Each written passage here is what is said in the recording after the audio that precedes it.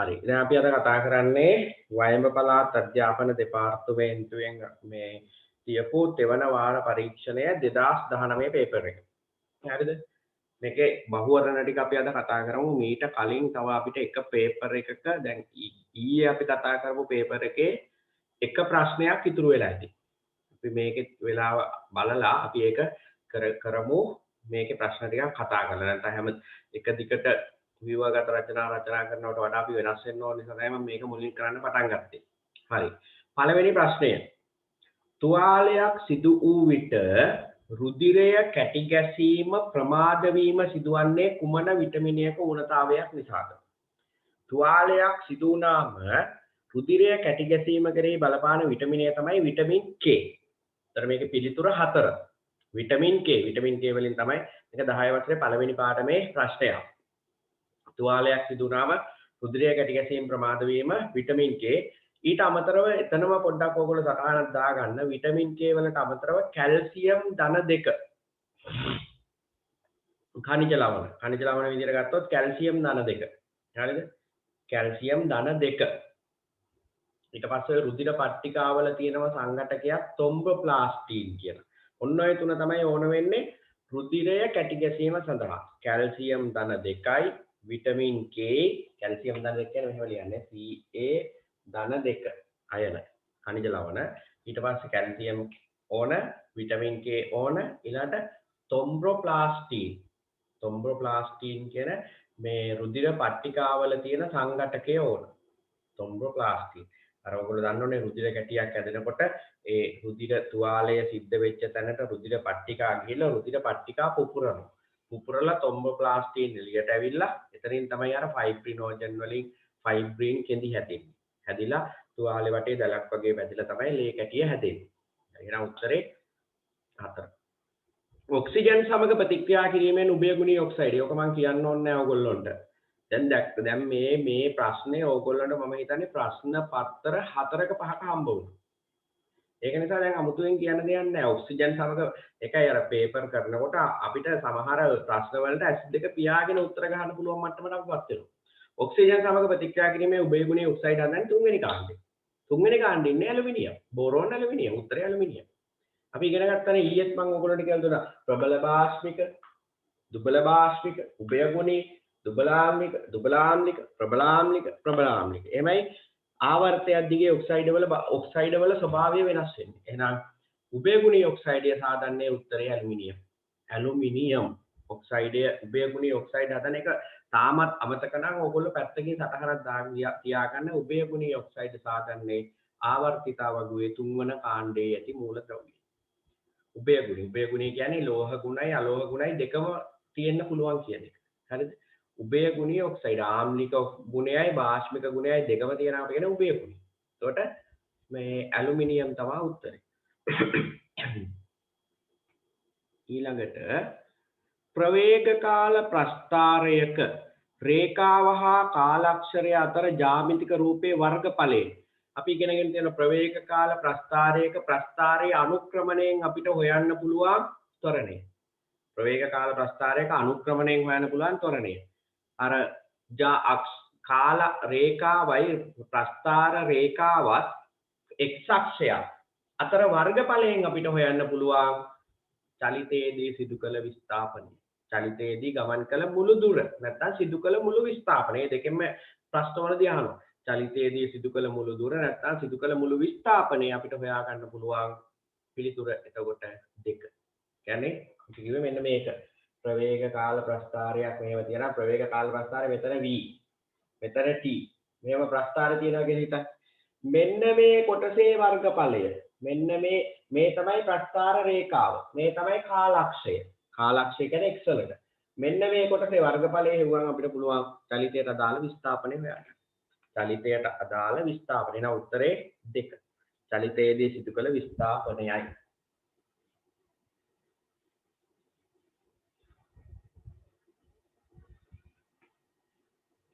4. රූපයේ පරිදි කාඩ්බෝඩ් කැබැල්ලට නියපිටින් පහරක් එල්ල කළ විට කාඩ්බෝඩ් කැබැල්ල විසිරී යන අතර කාසිය වීදුරුව තුලට වැටේ. දැන් ඔයගොල්ලන්ට ඔක කරලා බලන්න ඇත්තටම ඔක වෙනවා. කාඩ්බෝඩ් එකක් උඩින් කාසියක් තියලා කාඩ්බෝඩ් එකට වේගෙන් ගැහුවම කාඩ්බෝඩ් එක විශ්ලේෂණය යනවා කාසිය එතනම බිමට වැටෙනවා. මෙම සිදුවීම පැහැදිලි කළ හැකි නියමය කුමක්ද? කියන්න බලන්න ඔයගොල්ලෝ ලියපු පිළිතුරු පොඩ්ඩක් මට දාන්න බලන්න මොනවද දාලා තියෙන 1ද 2ද 3ද 4ද කියලා. මේක පැහැදිලි කරන්න පුළුවන් නියමය.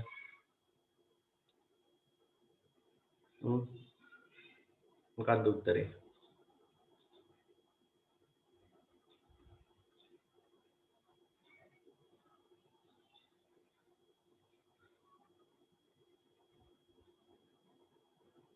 ඔව්. උත්තරේ දැනට දෙන්නෙක් දාලා තියෙනවා. 3 දෙනයි. ඔව්. බොහෝ දෙනෙක්ගේ පිළිතුර හරි. පිළිතුර 1. නිව්ටන්ගේ පළවන නියමය. නිව්ටන් කිව්වේ මෙන්න මෙහෙම කතාවක්. බාහිර අසමතුලිත බලයක් යෙදෙන තෙක් පළවෙනි නියමය කිව්වේ ඒකනේ. බාහිර අසමතුලිත බලයක් යෙදෙන තෙක් නිශ්චල වස්තු නිශ්චලවද චලනය වන වස්තු ඒකාකාර ප්‍රවේගයෙන් චලනය වෙමින්ද පවතී. දැන් ඔය කාසියට බාහිර අසමතුලිත බලයක් යෙදිලා නැහැ පහරක් ගහන්න කලින්. එතකොට ඒක නිශ්චලයි. හරිද? පහරක් ගැහුව ගමන් කාඩ්බෝඩ් එක විසි වෙලා යනවා. කාඩ්බෝඩ් එක විසි වෙලා ගිය ගමන් ඔය කාසිය මත බලයක් ඇති වෙනවා. ඒ බලය ඇති වෙන්නේ පහළට, පොළව දිහාට. අපි මේ බලයට කියන්නේ ගුරුත්වාකර්ෂණ බලය. බාහිර අසමතුලිත බලයක් ඇති වෙනවා. ඒ ගුරුත්වාකර්ෂණ බලය නිසා මේක පහළට වැටෙනවා. ඒක තමයි වෙන්නේ. එහෙනම් බාහිර අසමතුලිත බලය යෙදෙන තෙක් ඔක නිශ්චලයි. යෙදිච්ච ගමන් ඒක විසි වෙලා වැටෙනවා. එහෙනම් පළවෙනි නියමය නිව්ටන්ගේ පළවන නියමය. බාහිර අසමතුලිත බලයක් යෙදෙන තාක්කල් නිශ්චල වස්තු නිශ්චලයි. චලනය වන වස්තු ඒකාකාර ප්‍රවේගයෙන් චලනය වෙමින් පවතී. ඒක තමයි උත්තරේ. අපි පොඩ්ඩක් දෙවන නියමයත් තුන්වෙනි නියමයත් මතක් කරගමු. දෙවන නියමය කියන්නේ වස්තුවක හටගන්නා ත්වරණය යොදන බලයට අනුලෝමවද ස්කන්ධයට ප්‍රතිලෝමවද සමානුපාතික වේ. ඒ ඇවිල්ලා දෙවන නියමය. ඊට පස්සේ මේ තුන්වන නියමයෙන් කියනවා සෑම ක්‍රියාවකටම විශාලත්වයෙන් සමාන ඌද දිශාවෙන් ප්‍රතිවිරුද්ධ ඌද ප්‍රතික්‍රියාවක් ඇත. ඒ චලිතය පිළිබඳ නියම. මේ ෆ්ලෙමින්ගේ සුරත් නියමය කියලා කියන්නේ ඒක සුරත් නීතිය කියලා කියන නියමය කියනකට වඩා ගොඩක් වෙලා කියන සුරත් නීතිය කියලා. ඒක ඇවිල්ලා විදුලිය හා මේ කියන්නේ සන්නායකයක් තියලා චුම්බක ශේෂ්ඨයක ඒක චලනය කරනකොට ඒකේ ධාරාවක් හට ගන්නවා. ඒ ධාරාවේ දිශාව හොයාගන්න භාවිතා කරන නියමය. ඔක ඉගෙනගෙන නැහැ ඔයගොල්ලෝ. ෆ්ලෙමින්ගේ සුරත් නියමයේ ඒ කියන්නේ දකුණන් නීතිය තාම ඉගෙනගෙන නැහැ. ඒක තියෙන්නේ මේ 11 ශ්‍රේණියේ දෙවනි පොතේ. ඒක නිසා ඒක ගැන අපි කතා කරන්න අවශ්‍ය නැහැ දැන්. හරිද? පිළිතුර 1. 5. AB කණ්ඩායම් දෙකක් කඹ ඇදීමේ තරඟයක දී බලය යෙදූ ආකාරය රූපයේ දැක්වේ. එම අවස්ථාවේ කඹය නිශ්චලව පවතී නම් B කණ්ඩායම යෙදූ බලය හා සංප්‍රයුක්ත බලය පිළිවෙලයි. දැන් මේ වෙලාවේ කඹය නිශ්චලයිලුනේ. කඹය නිශ්චලයි නම් බල සමතුලිතතාවයේ පවතින්නේ.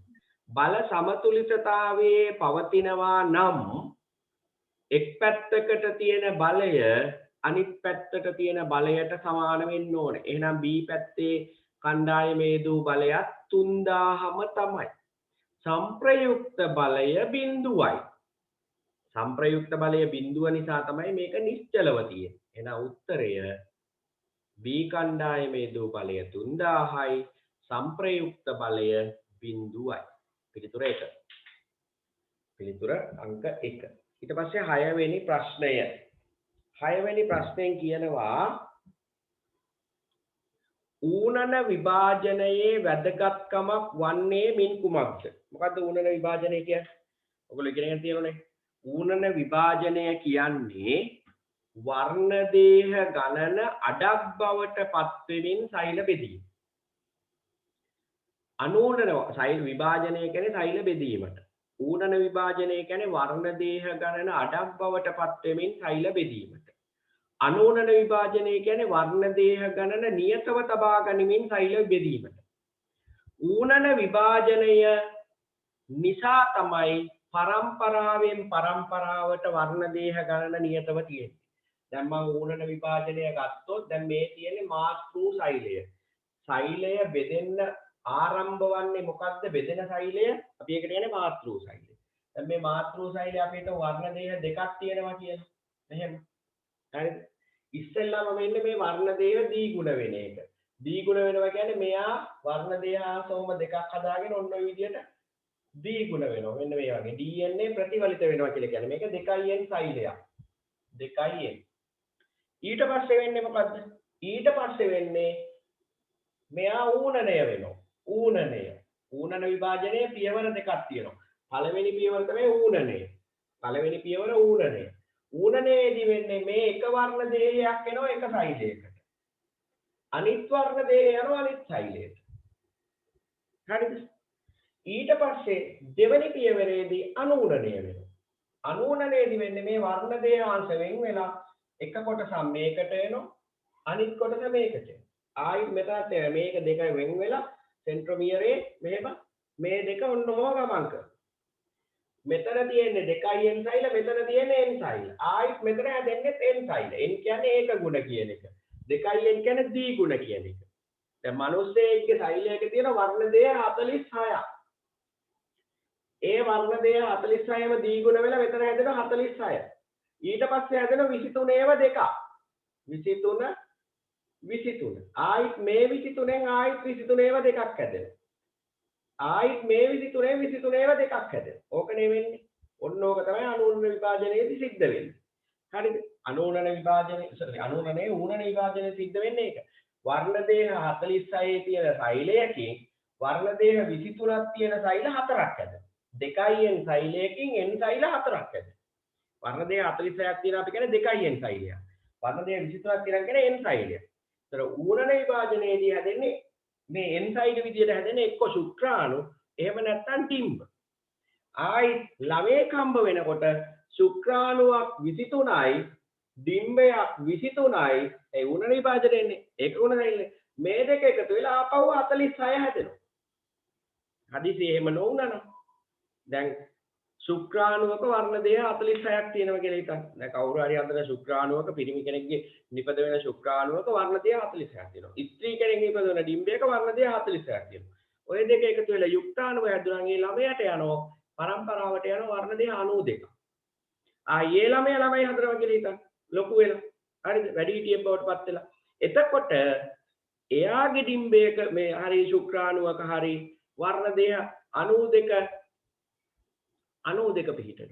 ආයි ඩබල් වෙනවා. එහෙම නොවි පරම්පරාවෙන් පරම්පරාවට වර්ණ දේහ ගන්න නියතව තියාගන්න වෙන්න මේක නිසා. මෙයාගේ වර්ණ දේහ 46 තියෙන මාතෘ සෛල වලින් හැදෙන්නේ 23 වෙ තියෙන දුහිතෘ සෛල. ආයි ඒ දෙන්න එකතු වුණාම නැවත යුක්තාණුවට තියෙන වර්ණ දේහ 46. එහෙනම් පරම්පරාවෙන් පරම්පරාවට වර්ණ දේහ ගණන නියතව තබා ගැනීම තමයි ඌනන විභාජනයේදී සිද්ධ වෙන්නේ. අනූනන විභාජනයේදී ඒක නෙමෙයි. අනූනන විභාජනය කියන්නේ 2n සෛල වලින් n 2n සෛල වලින් 2n සෛල හැදෙන්නේ. දැන් මෙතන ඌනන විභාජනයේ පියවර දෙකක් තියෙනවා. මේ පළවෙනි පියවර ඌනනය. මේ දෙවෙනි පියවර අනූනනය. අනූනනය. හරිද? අනූනන විභාජනයේදී අපිට මේ තියෙන්නේ 2n සෛලයක්. ඊට පස්සේ මේක ද්විගුණ වෙනවා. ද්විගුණ වෙනවා කියන්නේ ආයි මේ වර්ණ දේහාංශ මෙහෙම දෙකක් කරගන්න. ඊට පස්සේ එක පියවරයි තියෙන්නේ අනූනනයක් විතරයි. අනූනනයක් විතරයි අනූනන විභාජනයේදී තියෙන්නේ. එක පියවරයි. එතෙන්දි වෙන්නේ මේක දෙකට කැඩිලා එක කොටසක් මෙතෙන්ට එනවා. අනිත් කොටස මෙතෙන්ට යනවා. ආයිත් මේ වර්ණ දෙය දෙකට වෙන් වෙලා එක කොටසක් මෙතෙන්ට එනවා. අනිත් කොටස මෙතෙන්ට. අන්තිමට ඔයගොල්ලන්ට පේනවා 2n සෛලයකින් 2n සෛල දෙකක් හැදෙනවා. ඒක තමයි අනූනන විභාජනය. මේ තියෙන ඌනන විභාජනය. ඌනන විභාජනයේදී 2n සෛලයකින් n සෛල 4ක් හැදෙනවා. හරිද? ටික හොඳට මතක තියාගන්න. මම දැන් ඌනන අනූනනේ හොඳට මතක් කරලා දුන්නා ඔයගොල්ලන්ට. දැන් පහුගිය විෂය මතක් කිරීමක් කරනවා කියන්නේ මේ පාඩමේ මේ පේපර්ස් එක්ක. ඒතර මේ කරේ මතක් කිරීම. විෂය මතක් කිරීම. දැන් ඇහුවොත් එම ඌනනේ අනූනනේ අතර වෙනස්කම්. ඌනනයේදී වර්ණ දේහ ගණන අඩක් සහිත සෛල නිපද වෙනවා. අනූනනයේදී වර්ණ දේහ ගණන නියතව පවතී. ඌනනේදී සෛල 4ක් ඇති. මාතෘ සෛලයකින් දුහිතෘ සෛල 4ක්. අනුනනේදී සෛල 2යි. ඌනනේදී ප්‍රභේදන හටගනී. ප්‍රභේදන කියන්නේ මේගොල්ලෝ කාටවත් සමාන නැහැ. වෙනස් වෙනස් ලක්ෂණ හටගන්නවා. මාතෘ සෛලයට දුහිතෘ සෛල සමාන නැහැ ඌනනේදී. අනුනනේදී මාතෘ සෛලයයි දුහිතෘ සෛලයයි සමානයි. ඔයගොල්ලන්ට වෙන මෙයා ඩබල් වුණාම මෙයා මේ වගේම දෙකක් මෙතන හැදෙන්නේ. එයින් එකක් මෙතෙන්ට යනවා අනිත් එක මෙතෙන්ට යනවා. මෙයා ඩබල් වුණාම මේ වගේම දෙකක් මෙතන හැදෙන්නේ. එයින් එකක් මෙතෙන්ට යනවා. අන්තිමට මේ දෙක තමයි මෙතන තියෙන්නේ. මේ දෙක තමයි මෙතන තියෙන්නේ. සමාන. හරිද? ඒ කියන්නේ මේවා මාතෘ සෛලයට සමානයි. මේවා කවදාවත් මාතෘ සෛලයට සමාන වෙන්නේ නැහැ. ඒක නිසා තමයි අම්මා කෙනෙක් තාත්තා කෙනෙක් අසාද බඳලා ළමයි හැදුවොත් අම්මට 100%ක් සමාන වෙන්නේ නැත්තේ. තාත්තට 100%ක් සමාන වෙන්නේ නැත්තේ. නමුත් ඒ දෙන්නාගේ අතරමැදි ලක්ෂණ තියෙනවා. මවගේ හා පියාගේ ලක්ෂණ දෙක තියෙනවා. වෙන ලක්ෂණ එන්න විදියක් නැහැ. හරිද? එන්න පුළුවන් පරම්පරාවේ තියෙනවා. හැංගිච්ච ඒවා අපහුම ඉස්මතු වෙන්න පුළුවන්. ඒ කියන්නේ මවට පියාට නොතිබිලා පරම්පරාවේ ඊට කලින් කෙනෙකුට තිබිලා ඥානය නිලීනව තිබිලා ඉස්මතු වෙන්න පුළුවන්. එහෙම නැත්තම් අර විදියටම අම්මා වගේ පියාගේ ලක්ෂණ එන්න ඕනේ. හැබැයි ඒ දෙන්නට සමාන වෙන්න බෑ. සර්ව සම වෙන්න බෑ. ඒ ලක්ෂණ තියෙන සර්ව සම නැහැ. දැන් හොඳට මතක තියාගන්න ඕවා. එහෙනම් උත්තරේ ඔගේ තුන්වෙනි එක. හත්වෙනි ප්‍රශ්නය. ජීවීන් හෝ අජීවීන් ලෙස වෙන් කිරීමට අපහසු ජීවී ස්වරූපයේ උත්තරේ දෙක වෛරස. අපි කියනවා වෛරස ගැන ඉගෙන ගනිද්දී ජීවී ලක්ෂණත් අජීවී ලක්ෂණත් අතරමැදි ලක්ෂණ පෙන්නනවා වෛරස වල. වෛරස්. 8 මොලස්කා කාණ්ඩයේ පමණක් දැකිය හැකි ලක්ෂණය. දැන් අපි සත්ත්ව වර්ගීකරණයේදී අපෘෂ්ඨවංශීන් වර්ග කරනවා කාණ්ඩ 5කට. කාණ්ඩ 5 තමයි නිඩාරියා කියන්නේ අපි ඒකට කියන සීලෙන්ටරේටා කියලා වෙනම් දෙක මතක තියගන්න. නිඩාරියා, ඇනලීඩා, මොලස්කා, ආර්ත්‍රොපෝඩා, එකයිනොඩර්මේටා. අපෘෂ්ඨවංශී කාණ්ඩ 5යි, පෘෂ්ඨවංශී කාණ්ඩ 5යි. ෆිස්කේස්, ඇම්ෆිබියා, රෙප්ටීලියා, ආවෙස්, මැමේලියා. අපෘෂ්ඨවංශී කාණ්ඩ 5 වර්ග කරද්දී අපි නිඩාරියාව විදියට ගන්නේ ද්විප්‍රස්තර නොදියුණු ජීවීන්. ද්විප්‍රස්තරය කියන්නේ අර ශරීරයේ තියෙන ස්තර දෙකයි. ශරීරයේ ස්තර දෙකයි පිහිටලා තියෙන්නේ. හරිද? ශරීරයේ ස්තර දෙකයි පිහිටලා තියෙන්නේ ද්විප්‍රස්තරයින්ට. එතකොට මේ ද්විප්‍රස්තරයින් ගත්තොත් ඇවිල්ලා ඒගොල්ලෝ ජලයේ ජීවත් වෙන විලෝපිතයින්. හයිඩ්‍රා, මුහුදු මල, කොරල් බුහුභාව, ජෙලිෆිෂ් ඒගොල්ලෝ නිඩාරියෝන්ට අයිති. ඇනලිඩාවන්ට අයිති වෙන්නේ සකණ්ඩ මේ සකණ්ඩ පණුවන්. ශරීරයේ කණ්ඩ සහිතයි, සිහින් දිගටි පණුව ආකාර සහිතයි, තෙත සහිත සමක් තියෙන්නේ සකණ්ඩ පණුවන්. හරිද? අයිති වෙනෝ ගැඩවිලා, කූඩල්ලා, පත්තය පණුවා හෙවත් නිරයිස්. ඊට පස්සේ මොලස්කාවන්ට අයිති වෙන්නේ මෘද්වංශයෙන්. මෘද්වංශයෙන් කියන්නේ මෘදු ශරීරයක් තියෙන, ශාරීරික කණ්ඩ වලට බෙදිලා නැති, පේශිමය පාදයේ අන්තරාංග වුණු වගේ අවයව තියෙන, සංවේදක දරන, ඊට පස්සේ බාහිරව අභ්‍යන්තර කවච බාහිර කවච පිහිටලා තියෙන ජීවි කණ්ඩයක් තමයි මොලස්කාව කියන්නේ. ඒකට අයිති වෙනවා දැල්ලා, බෙල්ලා, ගොළු බෙල්ලා, දෙපියන් බෙල්ලා, බූවල්ලා, මට්ටියා, හංගොල්ලා ඒ වගේ සතු අයිති වෙනවා. ඊට පස්සේ ආර්ත්‍රොපෝඩාවන් කියන්නේ සන්ධි සහිත උපාංග තියෙන, කයිටීන් වලින් හැදිච්ච සැකිල්ලක් දරන, හිස අර ටැග්මීකරණයේ තියෙන හිස, උරස, උදරය වගේ ටැග්මා වලට වෙන් වෙලා තියෙන ඒ වගේ කාණ්ඩයක් තමයි කණ්ඩ වලට බෙදිලා තියෙන ශරීරය. ඒ වගේ කාණ්ඩයක් තමයි ආර්ත්‍රොපෝඩාවන්. ආර්ත්‍රොපෝඩාවන්ට අයිති වෙනවා ක්‍රුමීන් හා ක්‍රුමීන් නොවන. ක්‍රුමීන් කිව්වම ඔය මැස්සෝ, මදුරුව, කූඹි, සමනලය, බඹර, දෙබර ඒ කවුරුත් අයිති වෙන්නේ ක්‍රුමීන්ට. ක්‍රුමීන් නොවන අය ගත්තොත් ඉස්සා, අකුළුව, මකුළුවෝ, හැකරැල්ලෝ, පත්තෑයෝ ඒගොල්ලෝ අයිති වෙන්නේ ක්‍රුමීන් නොවන. ඊට පස්සේ එකයිනොඩර්මේටාව කියන්නේ පෘෂ්ඨවංශීන්ට බොහෝ දුරට පරිණාමික බන්ධුතා දරන අපෘෂ්ඨවංශී කාණ්ඩය. පෘෂ්ඨවංශීන්ට නෑදෑකම් කියන අපෘෂ්ඨවංශී කාණ්ඩය එකයිනොඩර්මේටාව. එකයිනොඩර්මේටාව අනිවාර්යෙන් ජීවත් වෙන්නේ කරදියේ විතරයි. මිරිදියෙත් නෑ. වතුරේ ඉන්නේ කරදියේ. ඒගොල්ලන්ට උදාහරණ විදියට ගන්න පුළුවන් එකයිනොඩර්මේටාවට උදාහරණ විදියට ගන්න පුළුවන් එකක් තමයි මුහුදු කැකිරි. ඉකිරියන්, මුහුදු කැකිරි, පසැඟිල්ලන්, බංගුර පසැඟිල්ලන්, මුහුදු ලිලි. මෙන්න මේගොල්ලෝ අයිති වෙන්නේ කාටද? මේ එකයිනොඩර්මේටාවන්ට. මේගොල්ලන්ට නාල පාද පිහිටලා තියෙනවා, ජල වාහිනී පද්ධතියක් පිහිටලා තියෙනවා. අපි කියනවා අර තාරුකා හැඩති, පුෂ්ප හැඩති ව්‍යුහයන් දරනවා. ඒ වගේ අපිට උදාහරණ ගන්න පුළුවන් ඉකිරියෝ මුහුදු කැකිරි බංගුර පසඟිල්ලෝ ඒ වගේ අයට උදාහරණ ගන්න පුළුවන්. ඒතර මේකේ උත්තරේ තියෙන්නේ මොලුස්කා කාණ්ඩේ පමණක් දැකිය හැකි උත්තරේ 4 පේශමය පාදය හා අන්තරාංග ගුණයක් පිහිටා තිබී.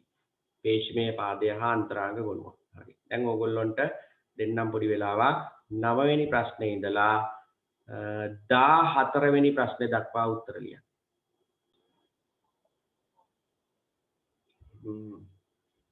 9 වෙනි ප්‍රශ්නය. ඩිම්බය සංසේචනය සිදු නොවීම නිසා ගර්භාෂ බිත්ති බිඳ වැටි. එම කොටස් රුධිරය සමග යෝනි මාර්ගය ඔස්සේ දේහයේ නිවත් වීම සිදුවන අවධිය. දැන් ඊයේ රෑ පේපර් එකේදී ඕගොල්ලොන්ට මම මේක පැහැදිලිව කියලා දුන්නා. හරිද?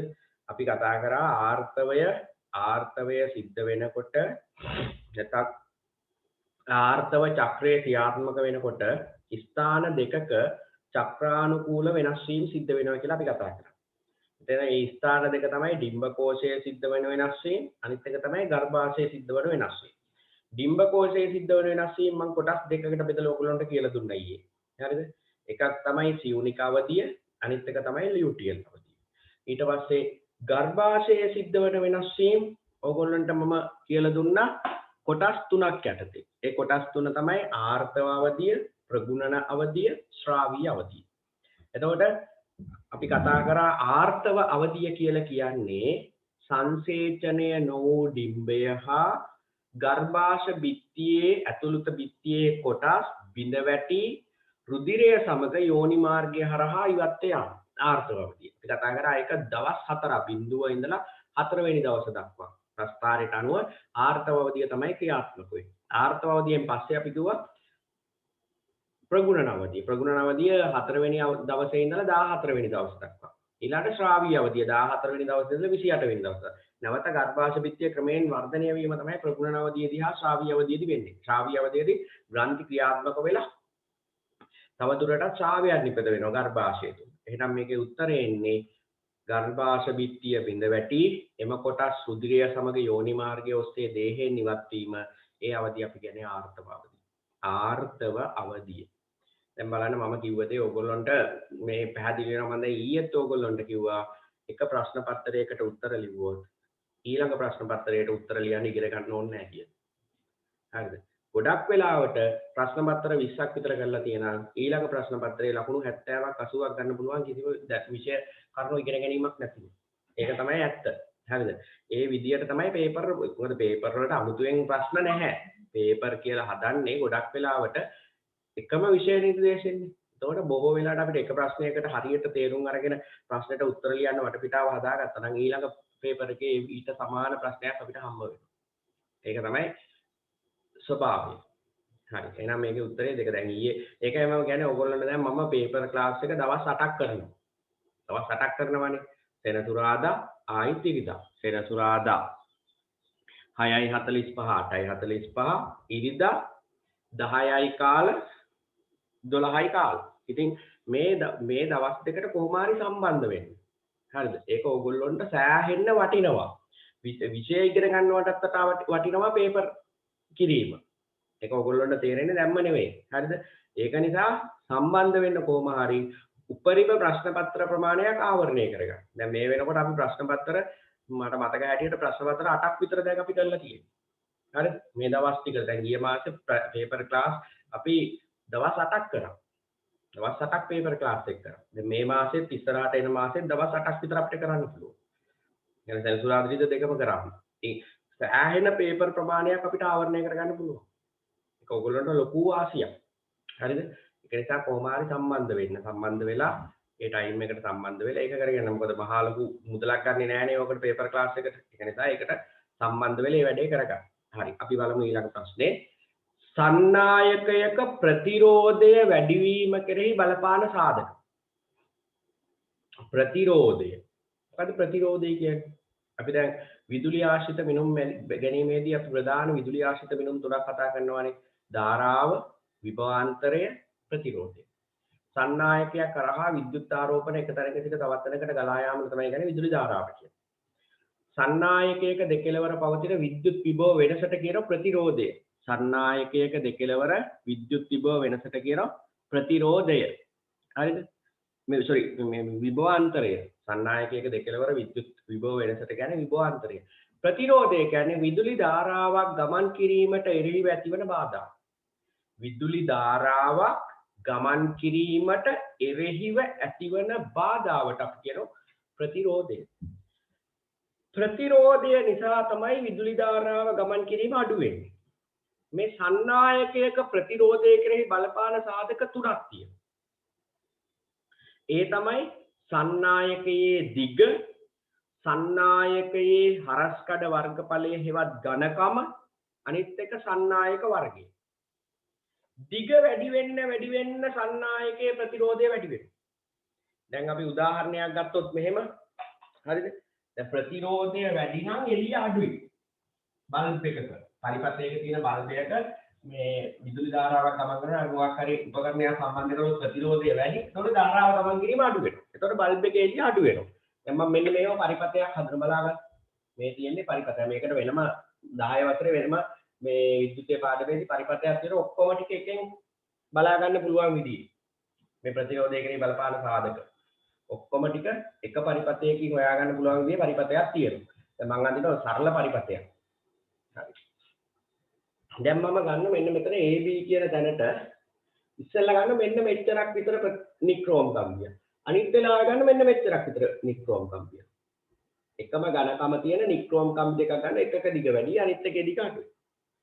මුලින්ම මම මේ xy කියලා දාගමු අපි. x කියන නික්‍රෝම් කම්බි කැබැල්ල මේ AB අතරට තියෙනවා. බල්බ් එකේ දීප්තිය නිරීක්ෂණය කරනවා. ඊට පස්සේ ඒක ගලවලා y කියන කම්බි කැබැල්ල දෙකලවර තියෙනවා AB අතරට. බල්බ් එකේ දීප්තිය බලන්න. අපිට පැහැදිලි වෙනවා x වලට වඩා y තිබුවම දීප්තිය අඩුයි. x වලට වඩා y අවස්ථාවේදී දීප්තිය අඩුයි. දීප්තිය අඩුයි කියන්නේ ධාරාව අඩුයි. ධාරාව අඩුයි කියන්නේ ප්‍රතිරෝධය වැඩි. මතක තියාගන්න නම් දිග වැඩි වෙන තරමට ප්‍රතිරෝධය වැඩි. ඊළඟට අපි ගන්න මෙන්න මේ වගේ කම්බි දෙකක්. එකක් මෙන්න මේ විදිහේ නික්‍රෝම් කම්බියක්. ඒ දිගම තව නික්‍රෝම් කම්බියක් ගන්න මෙන්න මේ විදිහේ. එකම කම්බි වර්ගය ගත්තේ. හැබැයි ඝනකම වෙනස්. හරස්කඩ වර්ගඵලය. මෙයාගේ අපි ගන්න මේක p මේක q කියලා. p ගේ හරස්කඩ වර්ගඵලය අඩුයි. q ගේ හරස්කඩ වර්ගඵලය වැඩි. අපි p තියුවොත් බල්බ් එකේ එළිය අඩුයි. q තියුවොත් බල්බ් එකේ එළිය වැඩි. ඒකේ තේරුම තමයි හරස්කඩ වර්ගඵලය අඩු වෙනකොට ප්‍රතිරෝධය වැඩි. දිග වැඩි වෙනකොට ප්‍රතිරෝධය වැඩි. එහෙනම් ප්‍රතිරෝධය වැඩි වීම කෙරෙහි බලපාන්නේ පිළිතුර 3. දිග වැඩි වීම හා හරස්කඩ වර්ගඵලය අඩු වීම. තව අනිත් එක තමයි සන්නායක වර්ගය. ඒක අපිට පෙන්නනවා මෙතන යකඩ නැත්නම් තඹ කම්බියකුයි එක සමාන නික්‍රෝම් කම්බියකුයි කියන. තඹ කම්බිය තියුවම එළිය වැඩි, නික්‍රෝම් කම්බිය තියුවම එළිය අඩුයි. ඒකෙන් පැහැදිලි වෙනවා වර්ගය අනුවත් ප්‍රතිරෝධය වෙනස් වෙනවා. එහෙනම් ප්‍රතිරෝධය කෙරෙහි බලපාන සාධක තුනයි. දිග වැඩි වෙනකොට ප්‍රතිරෝධය වැඩි. හරස්කඩ වර්ගඵලය අඩු වෙනකොට ප්‍රතිරෝධය වැඩි. ඊළඟ වර්ගය අනුව ප්‍රතිරෝධය වෙනස් වෙනවා. වර්ගය තුන්වෙනි එක වර්ගය. ද්‍රව්‍ය වර්ගය. වර්ගය අනුව ප්‍රතිරෝධය වෙනස් වෙනවා. උදාහරණ තමයි තඹවල ප්‍රතිරෝධය අඩුයි, නික්‍රෝම් වල ප්‍රතිරෝධය වැඩි. හරි. එහෙනම් මේකේ පිළිතුර 10 වෙනි ප්‍රශ්නේ පිළිතුර 3. ඊළඟට 11. මිනිසුන් අතර පවත්නා කලාතුරකින් හමුවන ආවේනික ලක්ෂණය පහතේ වයින් කුමක්ද? අපි ඉගෙන ගන්නවා ආවේනික ලක්ෂණ කියන්නේ මොනවද කියලා. ආවේනික ලක්ෂණ කියන්නේ පරම්පරාවෙන් පරම්පරාවට සම්ප්‍රේෂණය වන ලක්ෂණ. පරම්පරාවෙන් පරම්පරාවට සම්ප්‍රේෂණය වන ලක්ෂණ වලට කියනවා ආවේනික ලක්ෂණ. ඒ ආවේනික ලක්ෂණ සමහර ඒවා අපිට සුලභව හම්බ වෙනවා. සුලභව හම්බ වෙනවා කියන්නේ අපිට මේ ආවේනික ලක්ෂණ පරිසරයේ ජීවත් වෙන මිනිස්සුන්ගෙන් දැක ගන්න පුළුවන්. එකක් තමයි හිත කෙස්වල ස්වභාවය. බොකුටු නැත්තම් රැලි ගැසුණු රැලි නොගැසුණු. වල ගැසුණු කම්බුල් වල නොගැසුණු කම්බුල්. ඊට පස්සේ සමේ වර්ණයේ තලෙලු සුදු කළු ඒක. හරිද? ඊට පස්සේ වමත හුරු බව දකුණත හුරු බව. ඊළඟට ඍජු මාපට ඇඟිල්ල වක්‍ර මාපට ඇඟිල්ල. වගේ ගොඩාක් ඒවා බද්ධ කම්පෙති බද්ධ නොවූ කම්පෙති නිදහස් කම්පෙති. මේ වගේ ඒවා සුලභව හම්බ වෙන. නැත්නම් හැමතිස්සෙම දැක ගන්න පුළුවන් මේ ආවේනික ලක්ෂණ. එහෙම නැති ඒවා ටිකක් අපි ඉගෙන ගන්නවා. එකක් තමයි බහු අංගුලිකතාව, අනිත් එක තමයි බද්ධ අංගුලිකතාව, අනිත් එක තමයි ඇලි බව. බහු අංගුලිකතාව කියන්නේ අතේ හෝ පාදයේ ඇඟිලි 5ක් නෙවෙයි 6ක් තියෙන. 6ක් පීටල දෙන අපි කියන එකට ඇඟිලි 5කට වඩා පීටා තිබීම බහු අංගුලිකතාව. බද්ධ අංගුලිකාව කියන්නේ ඇඟිලි අතර පටලයකින් යම් දුරකට ඇඟිලි එකිනෙක බැඳී තිබේ. හරිද? බද්ධ අංගුලිකතාව. ඒවා කලාතුරකින් දක්නට ලැබෙන ආවේනික ලක්ෂණ. එහෙනම් කලාතුරකින් දක්නට ලැබෙන ආවේනික ලක්ෂණ පිළිතුර 4 බද්ධ අංගුලිකතාව. right. ඊට පස්සේ අපි බලමු 12 වෙනි ප්‍රශ්නේ. ඒ රූපයේ ආකාරයට කාඩ්බෝඩ් කැබැල්ලක ඊතල දෙකක් දක්වා තිබේ. B රූපයේ ආකාරයට ඊට ඉදිරියෙන් ජලය පිරි වීදුරුවක් ලැබූ විට කාඩ්බෝඩ් කැබැල්ලෙහි වූ එක් ඊතලයක දිශාව මාරු වී පෙනේ. මෙම සිදුවීම පැහැදිලි කළ හැකි මූල ධර්මය කුමක්ද? කියන්න බලන්න ඔකට උත්තරේ ඔයගොල්ලෝ ගහපු. කාඩ්බෝඩ් කැබැල්ලක ඊතල දෙකක් ගන්න ඇත්තටම ඕක වෙනවා. හරිද? ඔයගොල්ලෝ කරලා බලන්න ඕන. මේ වීදුරුව වතුර පිරවපු වීදුරුවක් තියුවම එක කාඩ්බෝඩ් කැබැල්ලක අර ඊතල ඒ කියන්නේ එක ඊතලයක් වැහෙන විදියට ඒ ඊතලේ පැත්ත මාරු වෙනවා. අහනවා මොකද්ද මේකට අදාළ මූල ධර්මය?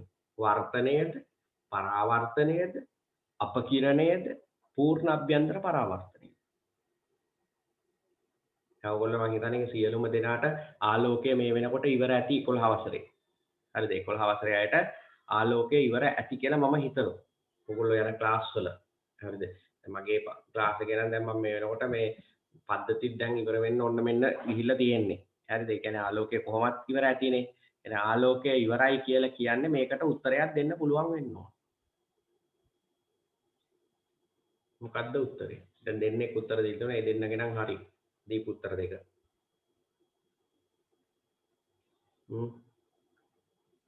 වර්තනයක්ද පරාවර්තනයක්ද? ආලවර්තනයේ ලක්ෂණ පරාවර්තනයේ ලක්ෂණ නිකන් මතක් කරගන්න. අපකිරණය කියන්නේ දරුවෝ දැන් අපකිරණය කියන්නේ ඔයගොල්ලෝට මම කිව්වා අපකිරණය අපගමනය අපකිරණය කියන්නේ අර වර්ණවලට වෙන් වෙනවා. සුදු ආලෝකය මේ ප්‍රිස්මයක් කරහා යනකොට පාට වලට වෙන් වෙනවනේ. අන්න ඒකට කියන්නේ අපකිරණය කියලා. සුදු පාට ආලෝකය ප්‍රිස්මයක් කරහා ගමන් කරද්දී රතු තැඹිලි කහ කොළ නිල් ඉන්ඩිකෝ දම් කියලා වර්ණ වලට වෙන් වෙනවා. ඒකට කියන නම තමයි අපකිරණය. හරිද? ඊළඟට පූර්ණ අභ්‍යන්තර පරාවර්තනය කියන එක ඔයගොල්ලෝ දන්නවනේ. ගහනතර මාධ්‍යයක ඉඳලා විරුතර මාධ්‍යයකට යද්දී මේ අවදි කෝණයට වඩා පතන කෝණය වැඩි වුණා වර්තනයක් නොවි පරාවර්තනය වීමට තමයි කියන්නේ පූර්ණ අභ්‍යන්තර පරාවර්තනය. ඒවා අපි ඉගෙනගෙන තියෙනවා. ඕකේ පිළිතුර දැන් අපි බලමු පිළිතුරු දීපු අයගෙන්. පිළිතුරු දීපු අය කවුරුත් හරියට දීලා තියෙනවා. පිළිතුර 2 පරාවර්තනය. ඔයගොල්ලන්ට පේනවා ඊතලයේ වම දකුණ මාරු වෙලා. වම දකුණ මාරු වෙනවා කියන්නේ අපි ඒකට කියන්නේ පාර්ශ්වික අපවර්තනය. පාර්ශ්වික අපවර්තනය. පාර්ශ්වික අපවර්තනය වෙන්නේ පරාවර්තනයේදී. පිළිතුර 2. පිළිතුර 2 ආලෝක පරාවර්තනය. ඊළඟ ප්‍රශ්නය නම් දැන් ඕගොල්ලොන්ට බැරි වෙන්න බෑ. මේ ඊයේ පෙරේද තමයි අපි බහිශ්‍රාවී පද්ධතිය කරේ. එතකොට රුක්කාණුවේ ව්‍යුහය ගැන අපි කතා කරා. දැන් ඒකෙන් ප්‍රශ්නයක් තමයි ඇවිල්ලා තියෙන්නේ මේ 2019 වයඹ පළාතේ පේපර් එකේ. අපි බලමු. අභිවාහී දමනිකාවේ වැඩි විස්කම්භයත් අපවාහී දමනිකාවේ අඩු විස්කම්භයත් නිසා ඇතිවන පීඩනය හේතුවෙන් ගුච්චිකාවේ කේශනාලිකා බිත්ති තුලින් රුධිර ප්ලාස්මය බෝමන් ප්‍රාවර කුහරය තුලට පිරී යාම හඳුන්වන්නේ මුත්‍රා පිරීමේ පළවෙනි පියවර. මුත්‍රා නිපදවීමේ පළවෙනි පියවර. අපි මතක් කරගමු මුත්‍රා නිපදවීමේ පියවර තුන. පියවර තුන තමයි එකක් තමයි පළවෙනි එක අතිපරිශ්‍රාවණය. දෙවෙනි එක වරණීය ප්‍රතිශෝෂණය. තුන්වෙනි එක ශ්‍රාවණය. එනවට පිළිතුර 1. අතිපරිශ්‍රාවණය ඔය ක්‍රියාවලියට කියන නම තමයි අතිපරිශ්‍රාවණය. හරිද? අතිපරිශ්‍රාවණය. ඔව්. පිළිතුරු කියපු කට්ටිය හරි. අතිපරිශ්‍රාවණය. එතකොට මේකට කියන නම තමයි අතිපරිශ්‍රාවණය. ගුච්චිකා මේ උතරින් එන්නේ නැති දේවල් දෙක මොකක්ද හුවන රුධිරයේ තිබිලා. රුධිරයේ තියෙන රුධිර කේශනාලිකාවල තියෙන දේවල් අර කෝප්පේ වගේ බෝමන් ප්‍රාවරයට ඇතුළු වෙනවා. එන්නේ නැති දේවල් දෙක තමයි රුධිර සෛල හා ප්ලාස්ම ප්‍රෝටීන්. අනිත් ඔක්කොම ටික උතෙන්ට ඇතුළු වෙනවා. අපි ඒකට කියන්නේ ගුච්චිකා පෙරණය කියලා. ඇතුළු වෙන ද්‍රව්‍ය වලට කියන්නේ ගුච්චිකා පෙරණය. අහන්නේ ගුච්චිකා පෙරණය නෙවෙයි අහන්නේ මොකද්ද? පෙරී යාම හඳුන්වනු ලබන්නේ. ඒකට කියන නම තමයි අතිපරිශ්‍රාවණය. 14 අභ්‍යවකාශගාමීන් අදහස් සුවමාරු කර ගැනීම සඳහා යොදා ගනු ලබන්නේ මොකක්ද උත්තරේ?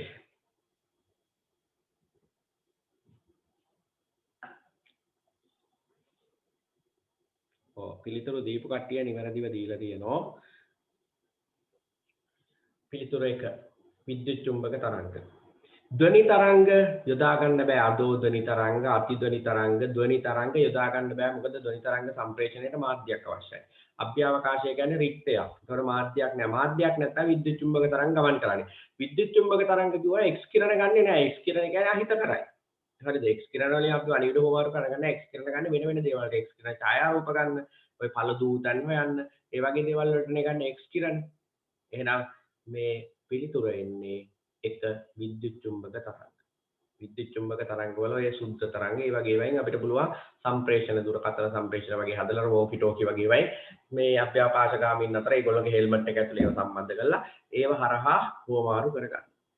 හරි. දැන් අපි කරා කීවෙනි ප්‍රශ්නේ දක්වාය 14 වෙනි එක දක්වා මම ඕගොල්ලන්ට කරන්න දුන්නානේ. එතනින් පස්සේ ටිකට පොඩි වෙලාවක් දෙන්න.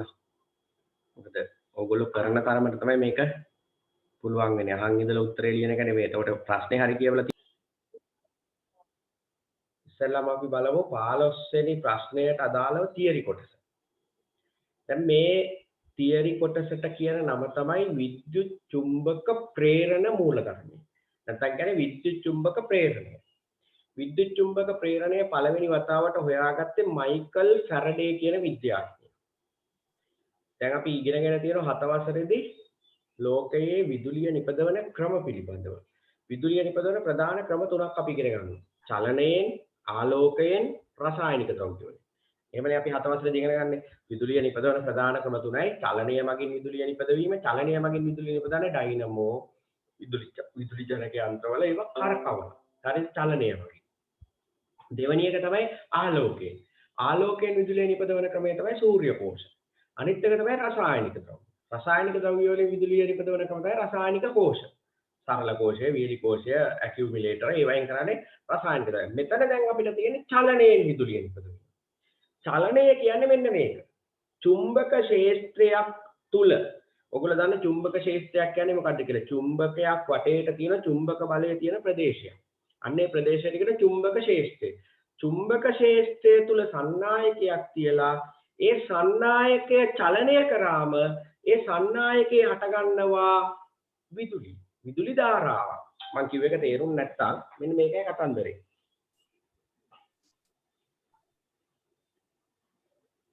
දැන් මේ තියෙන්නේ කම්බි දඟලයක්. හරිද? මේ කම්බි දඟලේ තමයි සන්නායකය කියලාම කිව්වේ. කම්බි දඟලයක්. මේ කම්බි දඟලේ තියෙන කාන්දමක් ගාව. කාන්දමක් ගාව. කාන්දමේ තියෙන උත්තර ධ්‍රවයයි දක්ෂිණ ධ්‍රවයයි දණ්ඩ චුම්බකය. තියලා ඉවර වෙලා අපි මෙන්න මේ කාන්දම හරි එහෙම නැත්නම් මේ කම්බි දඟලේ හරි චලනය කරනවා. දෙකෙන් ඕන එකක්. චලනය කරනකොට මෙන්න මේ කම්බි දඟලේ විදුලිය හටගන්නවා. විදුලි ධාරාවක් හටගන්නවා. ඒක ඇත්තද නැද්ද බලන්න අපිට මෙතෙන්ට සම්බන්ධ කරන්න පුළුවන් මේ කම්බි දඟලේ දෙකලවට සම්බන්ධ කරන්න පුළුවන් මොකක්ද? මැද බිඳු ඇමීටරයක් හරි මැද බිඳු ගැල්වනෝමීටරයක් හරි සම්බන්ධ කරන්න පුළුවන්. මේ මැද බිඳු ඇමීටරයක් දැන් ඔගේ සම්බන්ධ කරලා තියෙන්නේ මොකද? V අකුරද මට පේන්නේ නැහැ හරියට. මේ හරි අපි මොකක් හරි කව ගැල්වනෝමීටරයක් හරි ඇමීටරයකට සම්බන්ධ කරා. සම්බන්ධ කරාම අපිට පේනවා දැන් මේක චලනය කරනකොට දැන් මෙහෙට චලනය කරනකොට මේ චුම්බකය මෙහෙට චලනය කරනකොට මේ කටුව මෙහෙට කරකැවෙනවා. චුම්බකය නතර කරලා තියෙනකොට නිශ්චලයි. කටුව ආයි බිඳුවට යනවා. චුම්බකය අනිත් පැත්තට කරකවනකොට කටුව ඊට විරුද්ධ අතට යනවා. එහෙනම් චලනයක් වෙනකොට විතරයි මෙතන විදුලියක් නිපද වෙන්නේ. ඒ වගේම චලනය වෙන දිශාව අනුව විදුලිය නිපදවීම ධාරාවේ දිශාවත් නිපද වෙන ධාරාවේ දිශාවත් වෙනස් වෙනවා. මෙහෙට චලනය වෙනකොට ධාරාව මෙහෙට නිපද වෙනවා. අනිත් පැත්තට යනකොට ධාරාව ඊට විරුද්ධ අතට නිපද වෙනවා. එහෙනම් මතක තියාගන්න මෙන්න මේ ක්‍රියාවලියට තමයි කියන්නේ විද්‍යුත් චුම්බක ප්‍රේරණය කියලා. දැන් ඔයගොල්ලෝ දැනගන්න ඕනේ ඇයි මෙතන විදුලිය හටගන්නේ කියලා. හටගන්න හේතුව මෙන්න මේක. ඔයගොල්ලෝ දන්නවා චුම්බකයක් වටේට තියෙන මෙන්න මේ වගේ චුම්බක බල රේඛා. අපි අඳින්නේ අර පොඩි පන්ති වලදී මෙන්න මෙහෙම චුම්බක බල රේඛා. මේ චුම්බක බල රේඛා ගිහිල්ලා මේ කම්බි දඟලේ වදිනවා. චුම්බක බල රේඛා කම්බි දඟරයේ ගැටෙනවා. ඒ ගැටෙන ප්‍රමාණය කාලයත් එක්ක අඩු වැඩි වෙනවා. දැන් පළවෙනි තත්පරයේදී 10ක් ගැටෙනවා නම් දෙවෙනි තත්පරයේදී 20ක් ගැටෙනවා. තුන්වෙනි තත්පරයේදී 30ක් ගැටෙනවා. කියන්නේ චුම්බක ශ්‍රාවයක් මේකට කියන්නේ චුම්බක ශ්‍රාවය. වෙනස් වීමේ ශීඝ්‍රතාව. ඒක වෙනස් වෙනවා. කාලයත් එක්ක අඩු වැඩි වෙනවා. පළවෙනි තත්පරයේදී 10 නම් දෙවෙනි තත්පරයේදී 10. පිටිපස්සට ගන්නකොට පළවෙනි තත්පරයේදී 100යි නම් දෙවෙනි තත්පරයේදී 90යි. තුන්වෙනි තත්පරයේදී 80යි. එහෙමම අඩු වෙනවා. මේට යති කාන්දම චුම්බක බලන එක වදින ප්‍රමාණය වැඩි වෙනවා කාලයත් එක්ක. මේට යති අඩු වෙනවා. මෙන්න මේ වෙනස නිසා තමයි මෙන්න මේ කම්බි දඟලේ ධාරාවක් හටගන්නේ. විදුලි ධාරාවක් හටගන්නේ. චුම්බක බල රේඛා ගැටෙන ප්‍රමාණය එකම ප්‍රමාණය නම් විදුලි ධාරාවක් හටගන්නේ නැහැ. ඒකනේ මේව නිශ්චලව දිව්වට විදුලිය හටගන්නේ නැහැ. චලනය වෙනකොට තමයි විදුලිය හටගන්නේ. චලනය වෙනකොට චුම්බක බල රේඛා ගැටෙන ප්‍රමාණය අඩු වැඩි වෙනවා. අඩු වැඩි වෙනකොට විදුලිය නිපද වෙනවා. හරිද? එහෙනම් මතක තියාගන්න මෙන්න මේකට කියනවා විද්‍යුත් චුම්බක ප්‍රේරණය කියලා. විද්‍යුත් චුම්බක ප්‍රේරණ මූලධර්මය. හරිද? විද්‍යුත් චුම්බක ප්‍රේරණ මූලධර්මය. සන්නායකයක් අසල චුම්බක නැත්නම් චුම්බක ක්ෂේත්‍රයක් තුල සන්නායකයක් තබා එම සන්නායකයේ චලනය කිරීම මගින් විදුලි ධාරාවක් සන්නායකය තුල හට ගැනීම. විද්‍යුත් චුම්බක ප්‍රේරණ මූලධර්මය නම් වේ. එහෙනම් මේක මෙහෙට චලනය කරනකොට කටුව මෙහෙට කරකැවෙනවා. නිශ්චලව තියෙනකොට ආයි කටුව බිඳුවට යනවා. අනිත් පැත්තට චලනය වෙනකොට කටුව ඊට විරුද්ධව කරකැවෙනවා. ඒ කියන්නේ ධාරාවේ දිශා මාරු. එහෙනම් මේ විදිහට නිපද වෙන්නේ මොන ධාරාවක්ද? ප්‍රත්‍යාවර්තක ධාරාව. මතක තියාගන්න ඩයිනමෝ වලින් විදුලි ජනක යන්ත්‍ර වලින් නිපද වෙන්නේ ප්‍රත්‍යාවර්තක ධාරාව. සරල ධාරා නිපද වෙන්නේ සූර්ය කෝෂ හෝ කෝෂ වලින්. රසායනික ශක්තියෙන් හෝ ආලෝකයෙන් තමයි සරල ධාරාව. මේක මේ නිපද වෙන්නේ ප්‍රත්‍යා ධාරාවේ දිශා මාරු වෙනවා හැමතිස්සෙම. හරි දැන් අපි බලමු උත්තරේ. රූපයේ ආකාරයට සන්නායක දඟරයක් හා චුම්බකයක් යොදා ගනිමින් ගැල්වනෝමීටරයේ උත්ක්‍රමණයක් ලබාගත හැකියි. පළවෙනි එකේ කියනවා චුම්බක දඟරය තුලට චුම්බකයේ දඟරය තුලට චලනය කිරීමේදී පමණි. දෙවෙනි එකේ කියන චුම්බකයේ දඟරය තුල තිබී ඉවතට ගන්න අවස්ථාවේදී පමණි. තුන්වෙනි උත්තරේ කියන චුම්බකය දඟරය තුල නිශ්චලව පවතින අවස්ථාවේදී පමණි. පිළිතුර 4. චුම්බකය දඟරය තුලට චලනය කිරීමේදී හා ඉවතට ගන්න අවස්ථාවේදී පමණි. පිළිතුර 4. මේක හොයාගත්තේ මයිකල් ෆැරඩේ විද්‍යුත් චුම්බක ප්‍රේරණ මූලධර්මය. හරිද? ඔය චුම්බක බල රේඛා ගැටෙන ප්‍රමාණය අණුව නිපද වෙන ධාරාව වෙනස් වෙනවා කියන එක හොයාගත්ත ලේන්ස් කියන විද්‍යාඥයා. අපි ඒකට කියන්නේ චුම්බක ශ්‍රාවය වෙනස් වීමේ ශීඝ්‍රතාවය නිපද වෙන ධාරාවට අනුලෝම සමානුපාතිකයි කියලා. ලේන්ස් නියමය කියලා කියන්නේ ඒකට. හරිද? එතකොට ওই විදිහට අපිට කතා කරන්න පුළුවන් ඔතන. එහෙනම් හොඳට මතක තියාගන්න චලනය වෙනකොට විතරයි මෙතන විදුලිය නිපද. ඒ චලනයේ චුම්බකයම වෙන්න ඕනේ නැහැ. චුම්බකයේ නිශ්චලව දාලා කම්බි දඟලේ චලනය වුණත් හරි. දැන් සමහර ඩයිනමෝ වල චුම්බකයේ නිශ්චලයි කම්බි දඟලේ චලනය වෙනවා. සමහර ඩයිනමෝ වල කම්බි දඟලේ නිශ්චලයි චුම්බකයේ චලනය වෙනවා. බයිසිකල් ඩයිනමෝයේ චුම්බකයේ චලනය වෙනවා. ජල විදුලි බලාගාරවල තියෙන ඩයිනමෝයේ දඟරේ චලනය වෙනවා. ඒ විදිහට වෙනස් වෙනවා. හරි දෙක ඕන එකක් වෙන්න පුළුවන්. ඊළඟ නිපද වෙන ධාරාව කෙරෙහි බලපාන සාධක තුනක් තියෙනවා මෙතන. චලනය වන වේගය, දඟරේ පොටවල් ගණන, චුම්බකයේ ප්‍රබලතාව. ඔය තුන. කාන්දම ප්‍රබල නම් නිපද වෙන ධාරාව වැඩි. පොටවල් ගාන වැඩි නම් දඟරේ ඒත් නිපද වෙන ධාරාව වැඩි. චලනය වෙන වේගය වැඩි නම් ඒත් නිපද වෙන ධාරාව වැඩි. දැන් ජල විදුලි බලාගාරයක වතුර පාර වැඩියෙන් එනවා නම් වතුර පාර වැඩි කාලෙට ජල පහරේ වැඩි කාලෙට අපි දර වහින කාලෙට වැඩිපුර විදුලිය නිපදවන්න පුළුවන්. හේතුව වේගය වැඩි. චලනය වෙන ටර්බයින කරකැවෙන වේගය වැඩි. ටර්බයින කරකැවෙන වේගය වැඩි වෙනකොට ඩයිනමෝ කරකැවෙන වේගය වැඩි. එතකොට වැඩි විදුලි ධාරාවක් නිපදවන්න පුළුවන්. හරිද? බයිසිකලයක් පදිනකොට පුළුවන් තරම් හයියෙන් පදිනවා නම් වැඩියෙන් ධාරාවක් නිපදවන්න පුළුවන්. ඒ විදිහට අපිට ගන්න පුළුවන් විද්‍යුත් චුම්බක ප්‍රේරණ මූලධර්මයේ ওই විදිහට අපිට කතා කරන්න පුළුවන්. හරි. 16. දැන් පිළිතුර 4:15 16. ශාක පත්‍රයක පිෂ්ඨය නිපද වී ඇද්දයි පරීක්ෂා කිරීමට සිදු කරන ක්‍රියාකාරකමක පියවර අනුපිළිවෙලින් දැක්වූ විට පිෂ්ඨ පරීක්ෂා වහන පත්‍රයක පිෂ්ඨ පරීක්ෂාව සිද්ධ කරන්න අපි දාන්නේ අයඩින් දානකොට හරිත අප්‍රද තියෙන නිසා වර්ණ විපර්යාසය පේන්නේ නැහැ. ඒක නිසා අපි ඉස්සෙල්ලාම කරන්න ඕනේ ශාකයේ පත්‍රයේ තියෙන හරිත අප්‍රද අයින් කරන්න ඕනේ. හරිත අප්‍රද අයින් කරන්න මුලින්ම කරන්නේ ජලයේ නම්බනෝ, දෙවෙනියට මධ්‍යසාරයේ තම්බනෝ, තුන්වෙනියට ජලයෙන් හොදනෝ, හතරවෙනියට අයඩින් දානවා. පිළිතුර ජලයේ තැම්බීම, මධ්‍යසාරයේ තැම්බීම, ජලයෙන් සේදීම, අයඩින් එකතු කිරීම පිළිතුර 2. පිළිතුර 2. හරිද? 16 2. 17. අයිස් කැටයක් අතින් නැල්ලූ විට සීතලක් දැනේ. ඊට හේතුව. මොකද්ද හේතුව? මොකද්ද තාපය කියන්නේ? තාපය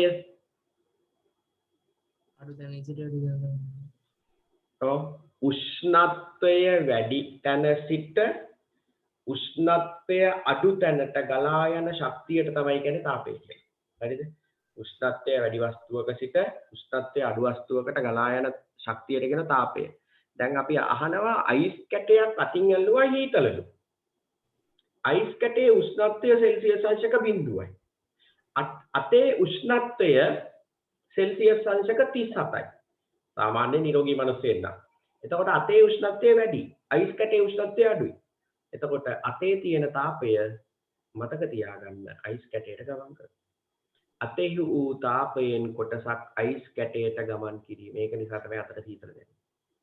දැන් අපි මොන හරි රස්තේ තියෙන දෙයක් ඇල්ලුවම අතට රස්තේ දැනෙන්නේ ඒ වස්තුවේ තියෙන තාපයෙන් කොටසක් අතට ගමන් කිරීම. හැමතිස්සෙම තාපය ගමන් කරන්නේ උෂ්ණත්වය වැඩි තැන සිට අඩු තැනට. එහෙම ගමන් කළා මොකද්ද වෙන්නේ? උෂ්ණත්වය මේක හොඳට අහගෙන ඉන්න. උෂ්ණත්වය වැඩි වස්තුවේ ඉඳලා උෂ්ණත්වය අඩු වස්තුවට තාපය ගමන් කරද්දී උෂ්ණත්වය වැඩි වස්තුවේ උෂ්ණත්වය ටික ටික අඩු වෙනවා. අඩු වස්තුවේ උෂ්ණත්වය ටික ටික වැඩි වෙනවා. වැඩි වෙලා මේ දෙකේ උෂ්ණත්ව සමාන වෙනවා. සමාන වුණාට පස්සේ තාපය ගමන් කිරීම නතර වෙනවා. අපි එතකොට කියනවා තාපජ සමතුලිතතාවයට පැමිණියා කියලා. එතකොට අපි කියන්නේ ඒකට තාපජ සමතුලිතතාවයට පැමිණියා කියලා. නිරෝගී මිනිසෙකුගේ ශරීර උෂ්ණත්වය ෆැරන්හයිට් වලින් 98.6යි. ෆැරන්හයිට්. සෙල්සියස් නම් 37යි. හරිද? අපි සාමාන්‍යයෙන් ඒ ගාන ගන්න 36.9යි. ෆැරන්හයිට් 98.6. හරිනේ? එහෙනම් ශරීර අතෙහි තාපයෙන් කොටසක් අයිස් කැටයට ගමන් කිරීම උත්තරේ 3. මෞලික ස්කන්ධය 40යි GMOL වල සංයෝගය. අයියෝ වරම් මහ ලොකු ප්‍රශ්න නෙවෙයි. 40යි GMOL. උත්තරේ මට හිතින් කියන්නත් පුළුවන් මේකේ. හරිද? උත්තරේ එන්නේ මොකද්ද? 4 සෝඩියම් හයිඩ්‍රොක්සයිඩ්. ඒක ඉතින් හොයන්න තියෙන්නේ. හරිද? වෙන වෙනම ඔයගොල්ලන්ට හොයන්න තියෙන්නේ. 40යි GMOL එනවද කියලා 40 එනවද කියලා හොයන්න. 40 එනවද කියලා හොයන්න. දැන් මම පළවෙනි එක ගන්න NaHCO3 සෝඩියම් 23යි 23 එකතු කිරීම හයිඩ්‍රජන් 1යි 1 එකතු කිරීම කාබන් 12යි 12 එකතු කිරීම ඔක්සිජන් 16යි 16 3. ඔබනේ අපි ගන්නෙ. එතකොට අපිට ගන්න පුළුවන් 23යි 1 වරක් 1 1යි 12 වරක් 1 12යි 16 වරක් 3 48යි මේක නෑ කියලා අපිට තේරෙනවා. මෙතනම 48ක් තියෙනෝනේ. ඔක්සිජන් 3ේම. එහෙනම් ඒක නෙවෙයි. දැන් බලමු උත්තරේ සෝඩියම් හයිඩ්‍රොක්සයිඩ් NaOH. සෝඩියම් 23යි 23 1යි ඔක්සිජන් 16යි 16 1යි හයිඩ්‍රජන් 1යි 1 1යි 23යි 16 වරක් 1 16යි 1 වරක් 1 1යි 23යි 16යි 39යි 1යි 40යි. එහෙනම් මෞලික ස්කන්ධය 40යි GMOL ඍණ 1. මෞලික ස්කන්ධය කියන්නේ දරුවෝ මෞලික ස්කන්ධය. මෞලික ස්කන්ධය කියන්නේ සාපේක්ෂ අණුක ස්කන්ධය හෝ සාපේක්ෂ සූත්‍ර ස්කන්ධය ග්‍රෑම් වලින් ගත්තම ලැබෙනා කියන. දැන් මෙතන සාපේක්ෂ සූත්‍ර ස්කන්ධය. ඒක ග්‍රෑම් වලින් ගත්තම අපි ගන්නවා 40 නෙවෙයි 40යි G. හැබැයි මෞලික ස්කන්ධ ඒකකේ 40යි G MOL ඍණ 1. මෞලයට ග්‍රෑම්. ඒක මතක තියාගන්න. මෞලයට ග්‍රෑම් තමයි ඒකකේ. එහෙනම් උත්තරේ 4. ඒක මහලු ප්‍රශ්නයක් නෙවෙයි. ඔයගොල්ලන්ට පොඩි වෙලාවක් දෙන්නම් 19 ඉඳලා 23 වෙනි ප්‍රශ්න දක්වා ඉක්මනට කරන්න බලන්න. 19 ඉඳලා 23.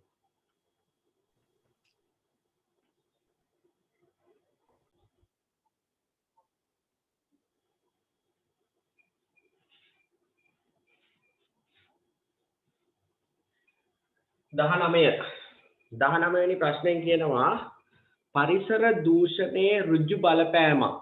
පරිසර දූෂණයේ ඍජු බලපෑමක් ලෙස ජෛව එක්රැස්වීම හඳුන්වා දිය හැකිය. ජෛව එක්රැස්වීම සිදුවන ද්‍රව්‍යවල ලක්ෂණයක් නොවන්නේ. අහගන්න දරුවෝ මේක ඇවිල්ලා 11 වසරේ අන්තිම පාඩම. ජෛව ගෝලය කියන පාඩමේ තියෙන ප්‍රශ්නයක්. ඔයගොල්ලෝ දන්නවා ජෛව ගෝලය පාඩමෙන් තමයි හදන්නේ ව්‍යුහගත රචනා පේපර් එකේ පළවෙනි ප්‍රශ්නේ. හරිද? ව්‍යුහගත රචනා පේපර් එකේ පළවෙනි ප්‍රශ්න ලකුණු 7.5 හම්බ වෙනවා. ඒ ප්‍රශ්නේ හරියට කෙරුවොත් ඔක්කොම ටික. ඒක සම්පූර්ණයෙන් හදන්නේ 16 වෙනි පාඩමේ. එතකොට ඒකට දාන එක ජෛව එක්රැස්වීම. ජෛව එක්රැස්වීම කියලා කියන්නේ ආහාර දාමයක එක් පෝෂී මට්ටම් වල සිටින ජීවීන්ගේ දේහ තුල විවිධ ද්‍රව්‍ය එක්රැස්වීම. ජෛව එක්රැස්වීම. දැන් මම ආහාර දාමයක් ගන්නම්කෝ ජලජ පරිසරයක තියෙන. ජලජ පරිසරයක තියෙනවා ඔන්න අපි හිතමු ජලජ පැලෑටි නිලුම් වගේව තියෙනවා කියලා හිතන්න. ඊට පස්සේ ඒවා කන කුඩා මාළු. ඒ මාළු ආහාරයට ගන්න ලොකු මාළුවෝ කොරලියෝ වගේ. ඒවා ආහාරයට ගන්න මිනිස්සෙක්. එහෙම නැත්නම් අපි හිතමු කුරුල්ලෙක් කමුකෝ ආහාර මේ දියකාවෙක් ඒ වගේ එකෙක්. හරිද? අපිට ඔන්න ඔය විදිහට ගන්න පුළුවන්. නැත්නම් දියකාවෙක් ආහාරයට ගන්න හිවලෙක් ඒ වගේ අපිට ආහාර තාමයක් හදාගන්න පුළුවන්. දැන් මම ගත්ත ජලජ පැලෑටි, කුඩා මසුන්, විශාල මසුන්, මිනිසා. දැන් අපි හිතමු ඔය ජලාශය නැත්නම් ඔය වැව තියෙන ප්‍රදේශයේ කුඹුරු තියෙනවා. ඒ කුඹුරු වලට ගහනවා කුෂි රසායනික ද්‍රව්‍ය. වල්නාශක, කෘමිනාශක, දිලීරනාශක, පොහොර මේවයි තියෙනවා දීර්ඝ කාලයක් පරිසරයේ නොනැසී පවතින සාපේක්ෂ පරමාණු ස්කන්ධයේ ඉහළ ලෝහ වර්ග. අපි ඒවට කියන බැර ලෝහ. අපි හිතමු ආසනික්, කැඩ්මියම්, රසදිය, ඊයම් වගේ ලෝහ තිබුණා කියලා.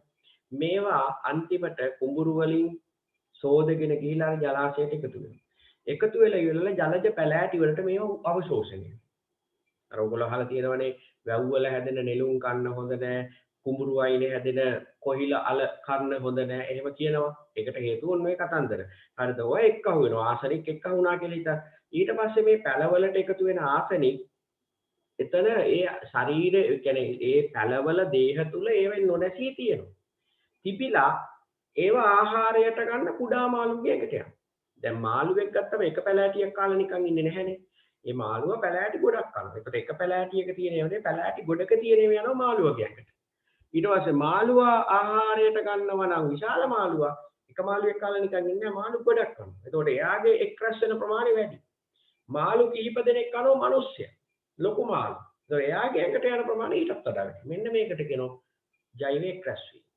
හරිද? එහෙනම් ජෛව එක්රැස් වෙන සිදුවන ද්‍රව්‍යවල ලක්ෂණයක් නොවන්නේ අහන්නේ. ලක්ෂණයක් නොවන්නේ. පළවෙනි එක තියෙනවා දිගු කලක් නොනැසී පැවතීම. ඒක හරි. හරිද? දිගු කලක් නොනැසී පැවතීම. දිගු කාලයක් නොනැසී තියෙනවා. ජීවී දේහෙන් දේහයට ගමන් කළ හැකි වීම. ඒකත් හරි. ඊට පස්සේ ජෛව රසායනික ද්‍රව්‍ය ලෙස සක්‍රිය වීම. ඒකත් හරි. ජෛව රසායනික සක්‍රිය. ජලයේ හෝ මේදයේ වල දිය නොවන ද්‍රව්‍ය. ඒක වැරදි. මේවා ජලයේ දිය වෙනෝ, මේදයේ දිය වෙනෝ, දිය වෙලා තමයි ගමන් කරන්නේ. හරිද? මේදයේ ජලයේ දිය වෙලා මේ ද්‍රව්‍ය දේශයෙන් ගමන් කරන්න පුළුවන්. පිළිතුර එන්නේ එතකොට 4. හරි. ඊළඟ ප්‍රශ්නේ 20. ප්‍රබල භස්මයක් හා දුබල භස්මයක්. ප්‍රබල භස්මයක්, දුබල භස්මයක්. මොනවටද භස්ම කියන්නේ? භස්ම දැන් ඔයගොල්ලෝ පද්ධති පාඩමෙන් පස්සේ ඉගෙන ගන්නේ අම්ල භස්ම. පද්ධති පාඩමෙන් පස්සේ 6 11 වසරේ පද්ධති පාඩමෙන් පස්සේ ඉගෙන ගන්නේ අම්ල භස්ම ලවණ පාඩම. අන්න ඒක තමයි භස්ම හඳුන්වන්නේ. භස්මයක් කියලා කියන්නේ දරුවෝ ජලීය ද්‍රාවණයකදී හයිඩ්‍රොක්සිල් අයන නැත්නම් වෙන OH ඍණායන මුදාහරණ සංයෝග. ජලය තුලදී හයිඩ්‍රොක්සිල් අයන මුදාහරණ සංයෝග වලට කියනවා භස්ම. දැන් උතන තියෙන භස්මයක් ගත්තොත් සෝඩියම් හයිඩ්‍රොක්සයිඩ්. සෝඩියම් හයිඩ්‍රොක්සයිඩ් ජලය තුලට දැම්ම ගමන් සෝඩියම් ධනායන හා OH ඍණායන බවට වෙන් වෙනවා. ජලීය ද්‍රාවණයකදී හයිඩ්‍රොක්සිල් අයන මෙන්න මේ OH ඍණායන මුදාහරිනවා නම් අපි ඒවට කියන්නේ භස්ම. භස්ම තියෙන තැනකට පිනෝප්තලින් දැම්මොත් පිනෝප්තලින් වල වර්ණය රෝස පාට වෙනවා. හොඳට මතක තියාගන්න. පිනෝප්තලින් කියන්නේ අවර්ණය. ඒක දර්ශකයක්. අම්ල භස්ම හඳුනා ගන්න දර්ශකයක්. පිනෝප්තලින් දැම්මොත් OH ඍණ අයන තියෙන තැනකට ඒක රෝස පාට වෙනවා. එහෙනම් භස්ම හඳුනා ගන්න පුළුවන් එකක් තමයි පිනෝප්තලින්. අනිත් එක තමයි ලිට්මස්. ලිට්මස් නිල් පාට වෙනවා. නිල් ලිට්මස් බවට පත් වෙනවා නම් රතු ලිට්මස් නිල් පාට වෙනවා නම් එහෙනම් ඒක භස්මය. ප්‍රබල භස්ම හදන්නේ මතක තියාගන්න ආවර්තිතාවග්ගයේ පළවෙනි කාණ්ඩය හා දෙවෙනි කාණ්ඩය. පළවෙනි කාණ්ඩේ ඉන්න ලිතියම්, සෝඩියම්, පොටෑසියම්. දෙවෙනි කාණ්ඩේ ඉන්න කැල්සියම්. හරිද? කැල්සියම් මේවා ප්‍රබල භස්ම. මැග්නීසියම් නම් ප්‍රබල භස්මයකද. පළවෙනි කාණ්ඩේ මතක තියාගන්න ආවර්තිතාවග්ගයේ පළවෙනි කාණ්ඩේ මූලද්‍රව්‍ය හදන්නේ ප්‍රබල භස්ම. හැබැයි ප්‍රබල භස්ම කියන එකේ අර්ථ දැක්වීම එක නෙවෙයි. ප්‍රබල භස්මයක් කියන්නේ ජලීය ද්‍රාවණයකදී නැත්නම් ජලය තුලදී සම්පූර්ණයෙන්ම අයනීකරණය වී OH ඍණායන උදාහරණ සංයෝග. දැන් මම සෝඩියම් හයිඩ්‍රොක්සයිඩ් 100ක් දැම්මනම් ජලයට මේ 100ම සෝඩියම් ධනායනයි OH ඍණායනයි වලට වෙන් වෙනවා. එහෙනම් ඒක ප්‍රබල භස්මය. ජලය තුලදී සම්පූර්ණයෙන්ම අයන වලට වෙන් වෙලා OH ඍණායන උදාහරණ සංයෝග වලට තමයි කියන්නේ ප්‍රබල භස්ම කියලා. දුබල භස්ම කියන්නේ භාගික අයනීකරණය. දැන් මම දානවා ඇමෝනියා. ඇමෝනියා කියන්නේ NH4OH. Ammonium hydroxide.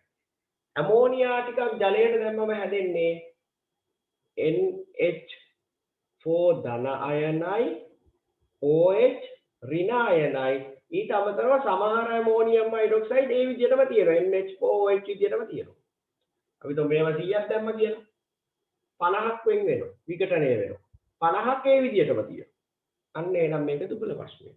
ජලය තුලදී ජලීය ද්‍රාවණයකදී භාගික වයනීකරණය වෙනවා නම් අපි කියන්නේ ඒකට දුබල භස්මය. හරිද?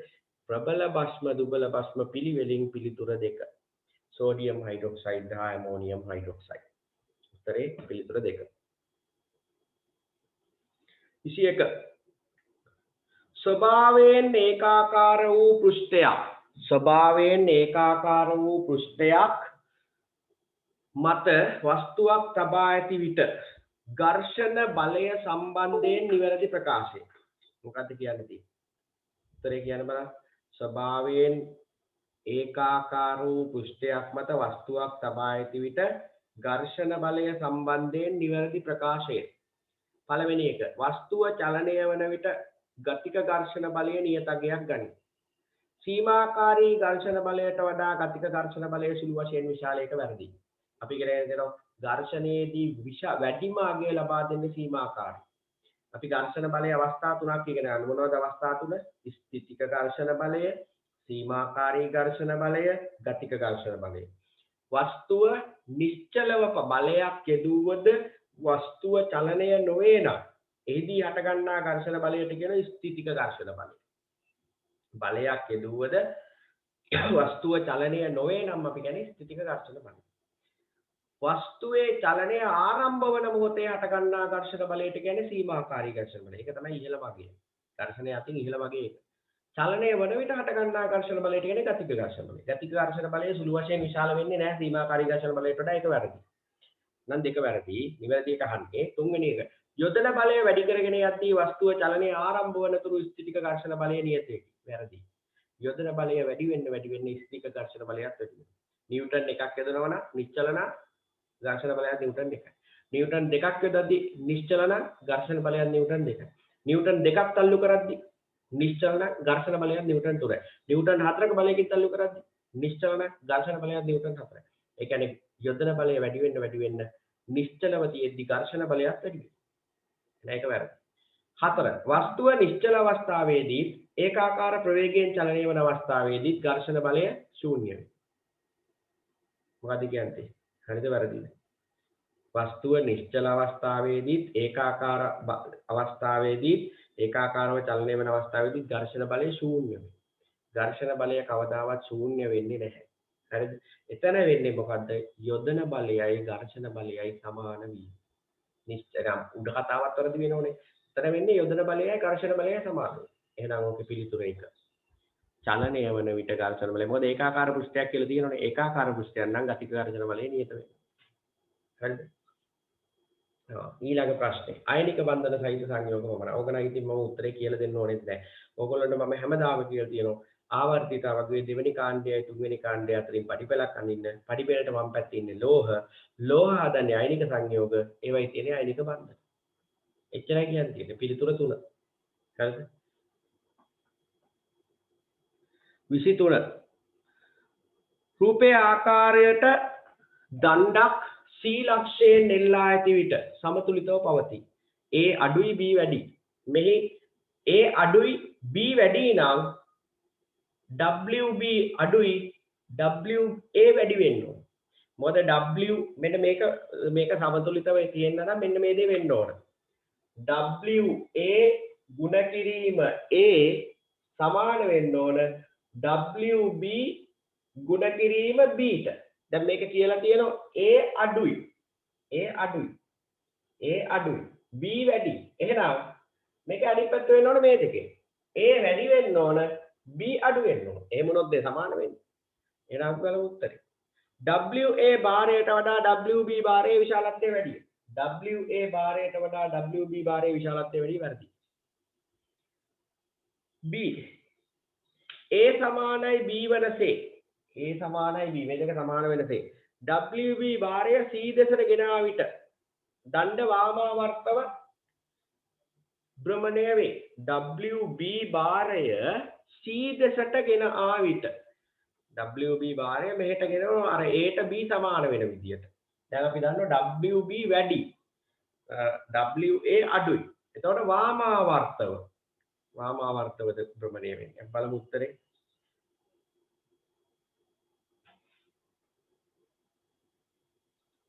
බලමු වාමාවර්තවද කියලා. A සමානයි B වනසේ මේක ගෙනියනවා මෙහෙට. WB භාරය C දෙසට ගෙනියනු ලැබේ. WB අපි මේකට අගයන් ටිකක් දාගමු. එතකොට හරි. අපි ගමු මේක 2යි මේක 4යි. හරිද? මේක 4යි මේක 2යි. අපි එහෙම දාගමු. එතකොට 4 වරක් 2 8යි 4 වරක් 2 8යි. එහෙම නෙවෙයි 8 සමානයි 8යිනේ. දැන් අපි කරන්න යන්නේ මොකද්ද? A ට B සමාන වෙන විදියට. A ට B සමාන වෙන විදියට. එහෙම දෙවෙනි එක කියන්නේ AB සමානද A B සමාන වෙනවා කියන්නේ මෙතන B දෙක වෙනවා. හරිද? එහෙනම් පොඩ්ඩක් හිතන්න ඕගොල්ලෝ. WB භාරය C දෙසට ගෙන යා විට දණ්ඩ වාමාවර්ත භ්‍රමණය වේ. එතකොට මේ පැත්තේ ගූර්ණය වෙන්නේ දෙවරක් 2 4යි. මේ දෙන්න වෙනස් කරේ නැහැ. මෙතන 4 වරක් 2 8යි. එතකොට මේ පැත්තේ ගූර්ණය වැඩි. මේ පැත්තේ ගූර්ණය අඩුයි. එහෙනම් වාමාව. හරි කතාව හරි. වාමාවර්ත ගූර්ණය දණ්ඩ සමතු සියල කියනවා. දණ්ඩ සමතුලිතව පවතින විට A වැඩි කිරීම WA සමානයි B වැඩි කිරීම WB. ඒක හරි. එහෙනම් උත්තරය B හා C. පිළිතුර B හා C. මෙන්න මේ දෙවෙනි එක තමයි පොඩ්ඩක් තේරුම් ගන්න. දෙවෙනි එක තේරුම් ගන්න ඕගොල්ලෝ හොඳම දේ තමයි අගයන් දාගන්න. අගයන් දාගත්තා හරි. මේක සමතුලිතයිනේ. සමතුලිත නම් වාමාවර්ත ගූර්ණය දක්ෂිණාවර්ත ගූර්ණයට සමානයි. ගූර්ණය කියන්නේ බලය වැඩි කිරීම බලය වැඩි කිරීම බලය කියන්නේ WA හා WB. එතන ඉඳලා කරකැවෙන තියෙන දුරෙන් වැඩි කරනවා. කරකැවෙන දුර WA වැඩි කිරීම A අනිත් පැත්තේ WB වැඩි කිරීම B. මේ දෙක සමානයි. ඒකයි දණ්ඩ සමතුලිතව තියෙන්නේ. එතකොට පළවෙනි එකේ කියන්නේ මොකද්ද? WA භාරයට වඩා WB භාරයේ විශාලත්වය වැඩි. ඒක වෙන්න බෑනේ. A අඩුයි B වැඩි නම් ඒක අනිත් පැත්ත වෙන්න ඕනේ මෙතන. B අඩුයි A වැඩි වෙන්න ඕනේ. එහෙනම් ඒක වැරදි. දෙවෙනි එකේ කියන AB සමාන වනසේ මේ දෙක සමාන වෙන්නේ නැහැ. A දෙක නම් ඒක සමාන වෙන්න B දෙක වෙන්න එපා. AB සමාන වෙනසේ B මෙහෙට මේ WB මෙහෙට අරගෙන. WB වෙනස් වෙන්නේ නැහැ. ඒක දෙක. මේක 4. ඒක වෙනස් වෙන්නේ නැහැ. එතකොට මේ පැත්තේ ගූර්ණය 4 වරක් 2 8. මේක මෙහෙට ආවන් 2 වෙනෝ දෙවරක් 2 4. එතන මේ පැත්තේ ගූර්ණය වැඩි කියන්නේ මේ පැත්තට කරකැවෙනවා.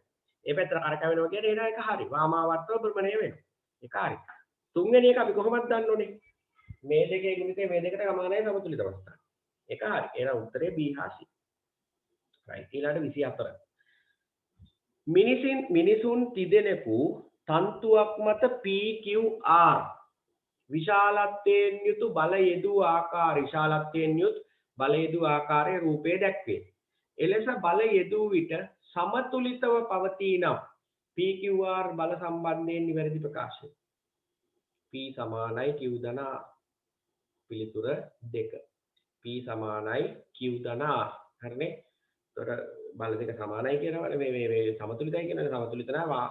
එක පැත්තකට තියෙන බලය සමාන වෙන්න ඕන අනිත් පැත්තක තියෙන බලයට. පිළිතුර 2 එන්නේ. 25 මම ඔයගොල්ලන්ට හදන්න දුන්නේ නැහැ. කමුත් අපි කවන්නේ 25 විෂය කතා කරමු. ඊට පස්සේ ටික ඔයගොල්ලන්ට පොඩි වෙලාවක් දෙන්නම්. විස්ථාපන බඳුනක ලී කුට්ටිය අර්ධ වශයෙන් ගිලී පාවේ. දැන් වචන කියවන්න හොඳට. මොකද මේ වචනත් එක්ක ගොඩාක් දේවල් අපිට මේ ප්‍රශ්නෙට සම්බන්ධ වෙනවා. අර්ධව භාගයට ගිල්ල දෙන සම්පූර්ණයෙන් ගිල්ල නැහැ.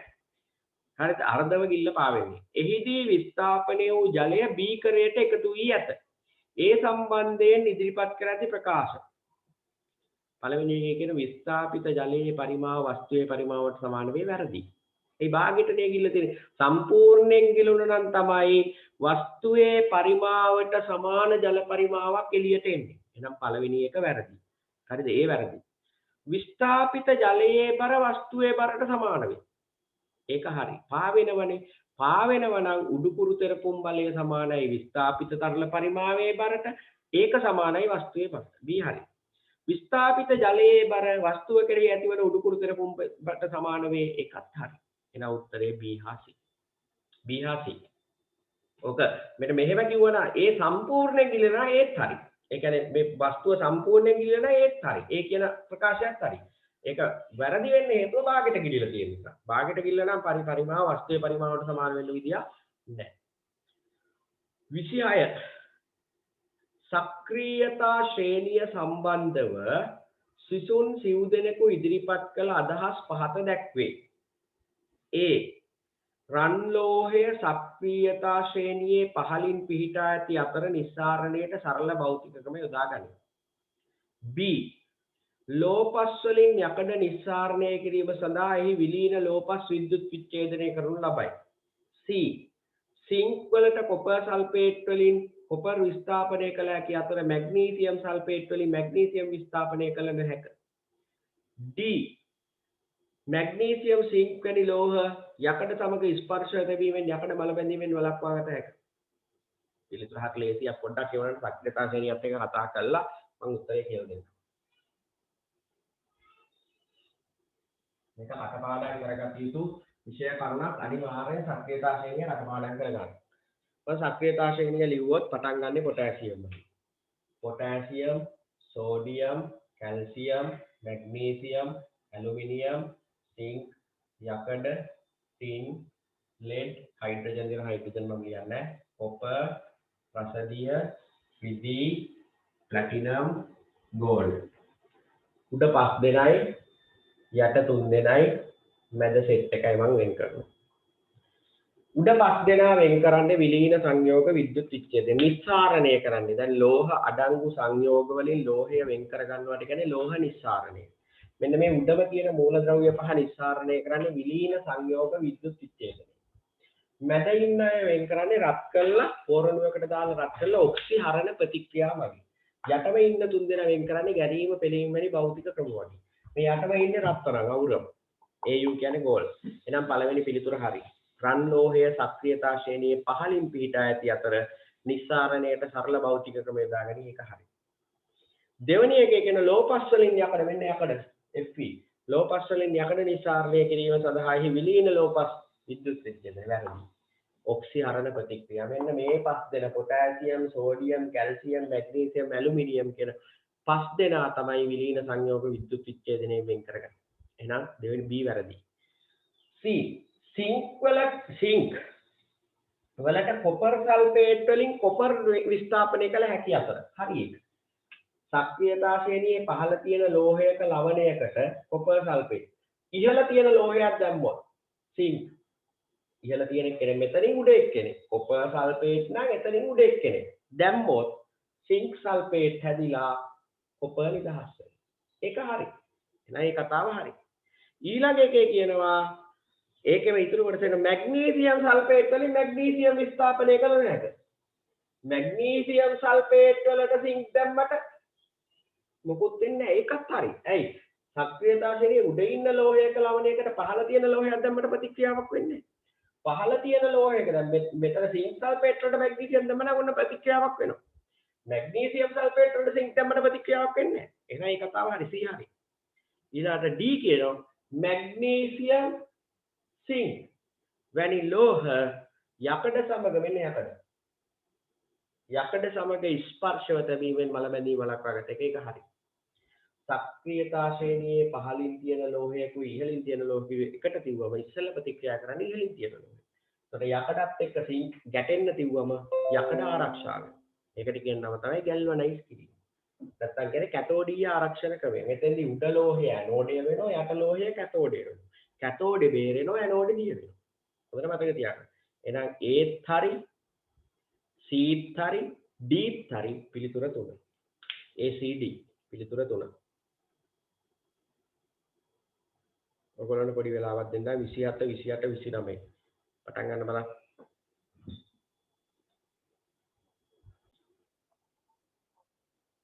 27 ආම්ලීකృత පොටෑසියම් ප්‍රමැංගනේට් ද්‍රාවණ සහිත කැකෑරුම් නල දෙකක් ගෙන ඒවාට සමාන පිරිසිදු යකඩ ඇණය බැගින් දමනු ලැබේ. ඒ නලය වඩා ඉක්මනින් B නලයේ KMNO2 ද්‍රාවණයේ වර්ණ විවර්ණ වීමට B නලයේ කළ යුතු වෙනස්කම ඒ නලයට වඩා ඉක්මනට වෙනවා. ඔය අපි කතා කරන්නේ මේ ක්‍රියාකාරකම කරන්නේ ප්‍රතික්‍රියාවක ශීඝ්‍රතාවය කෙරෙහි උෂ්ණත්වයේ බලපෑම ආදර්ශනය කරා. ඔතෙන්දී අපි ගන්නේ ඔය අම්ල බිඳු කිහිපයක් දාපු කොන්ඩිස් දම් පාටයි. දම් පාට කොන්ඩිස් වලට අම්ල බිඳු කිහිපයක් දානවා. දාලා ඉවර වෙලා ওই දෙකට යකඩ ඇන දෙකක් දානවා. යකඩ ඇන දෙකක් දැම්මම ප්‍රතික්‍රියාවක් වෙනවා. ප්‍රතික්‍රියාව මොකක්ද කියලා ඕගොල්ලන්ට ඕනේ නැහැ. ඒ ප්‍රතික්‍රියාව ලියන්න එන්නේ නැහැ. තියෙන්නේ වර්ණ වෙනස විතරයි. වර්ණ වෙනස වෙන්නේ වර්ණය විවර්ණ වෙනවා. වර්ණය ටික ටික වෙනස් වෙනවා, අඩු වෙනවා. හරිද? දම් පාට අඩු වෙනවා. ඉක්මනට දම් පාට අඩු වෙන්නේ මොකේද කියලා අහන්නේ. එහෙම කරන්නේ අපි ක්‍රියාකාරකමද කියලානේ. ඔය නල තුනක් හදලා එකක් තියෙනවා අයිස් වතුරේ. අනිත් එක තියෙන සාමාන්‍ය පරිසරයේ. අනිත් එක තියෙන උණු ජලයේ.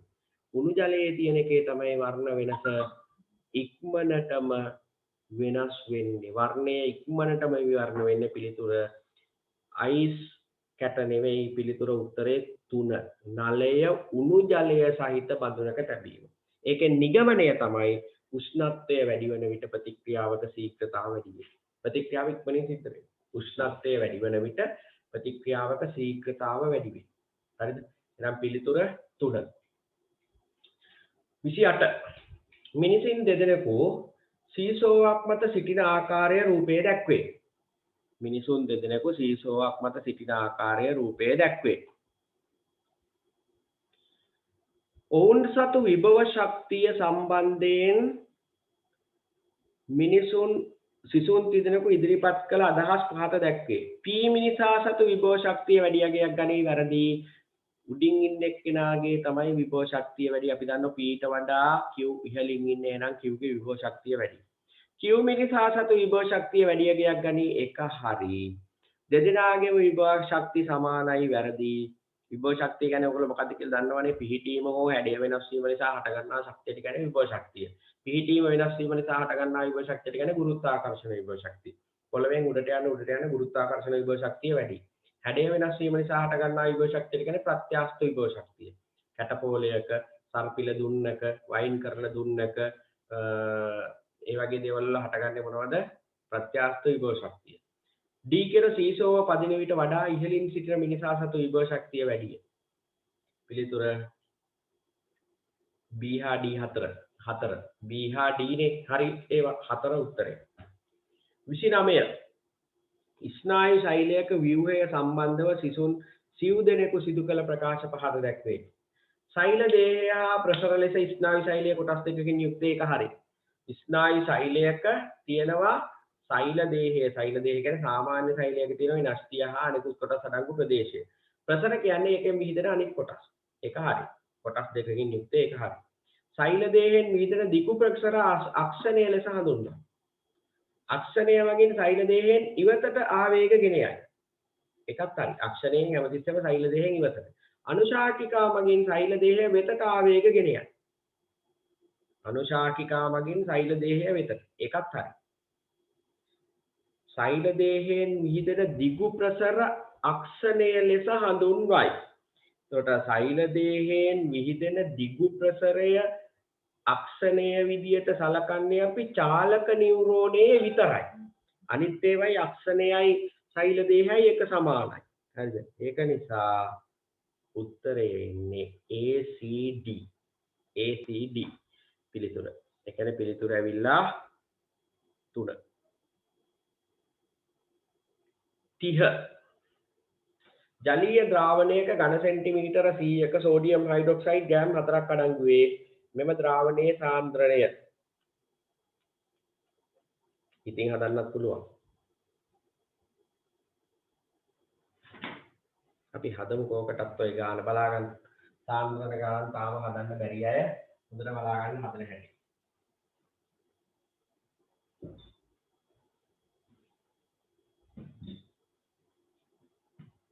සාන්ද්‍රණ ගණන් හදන්න ඕන දේවල් 4ක් තියෙනවා. එකක් තමයි මෙන්න මේ සමීකරණය. C සමානයි n බෙදීම v. සාන්ද්‍රණය සමානයි මවුල ගණන බෙදීම පරිමාණ. දෙවෙනි එක තමයි n සමානයි සිම්පල් n බෙදීම කැපිටල් n. ඒ කියන්නේ මවුල ගණන සමානයි ස්කන්ධය බෙදීම මෞලික ස්කන්ධය. මවුල ගණන සමානයි ස්කන්ධය බෙදීම මෞලික ස්කන්ධය. හරිද? ඊළඟට ඕන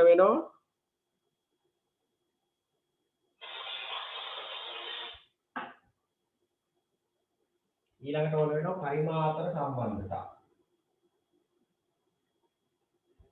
පරිමාතර සම්බන්ධය. ඊළඟට ඕන වෙනවා මෞලික ස්කන්ධය. සෙවීම.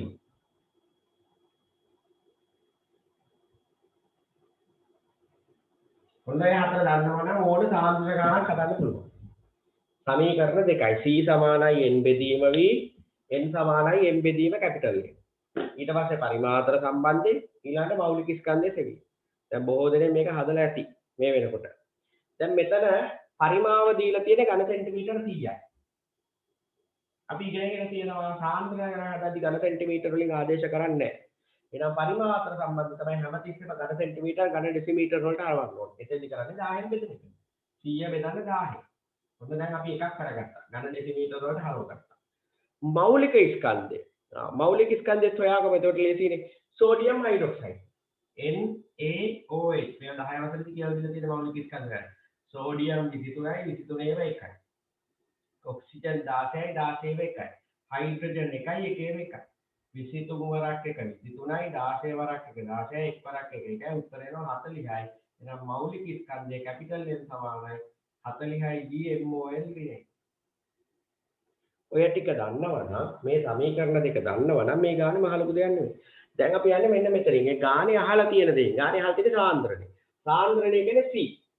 C නේ අහලා තියෙන්නේ. එහෙනම් C හොයන්න නම් මෙන්න මේ සමීකරණය ලියා ගන්න. C සමානයි n බෙදීම v. දැන් බලන්න මෞල ගාන දීලා තියෙද ගානේ. දීලා නැහැ. ස්කන්ධ නම් දීලා තියෙන ග්‍රෑම් 4යි කියලා. මෞල ගාන දීලා නැහැ.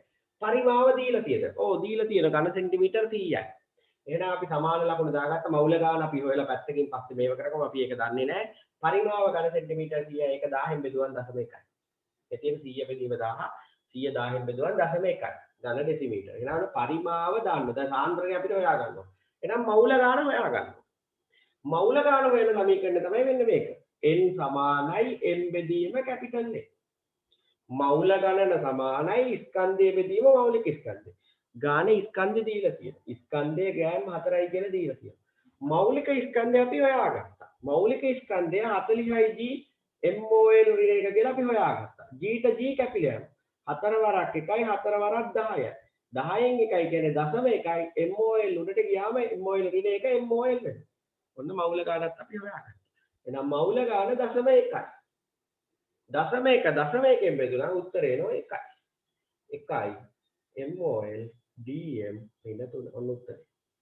සාන්ද්‍රණය කියන්නේ මහා ලොකු දෙයක් නෙවෙයි. හරිද? ඔය ගණන් හදන්න හරිම ලේසි.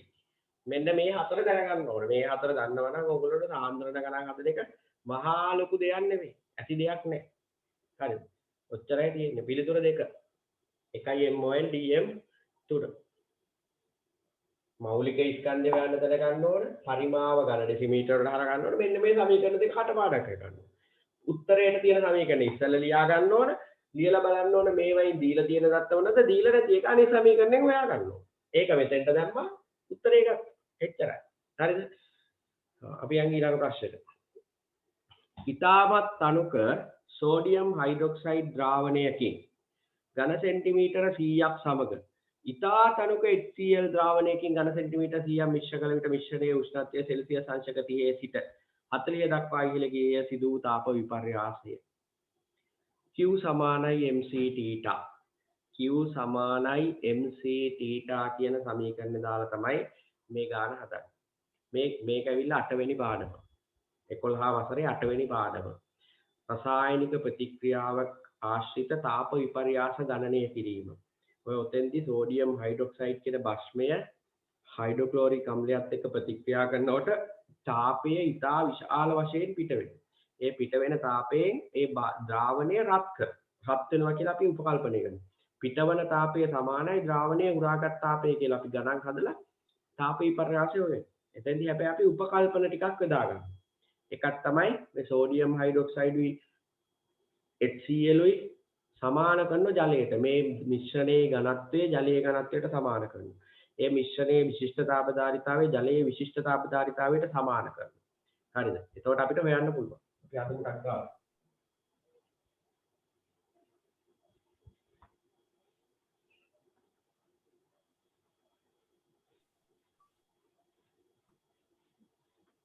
Q සමානයි MC θ. Q සමානයි MC θ. හරිද?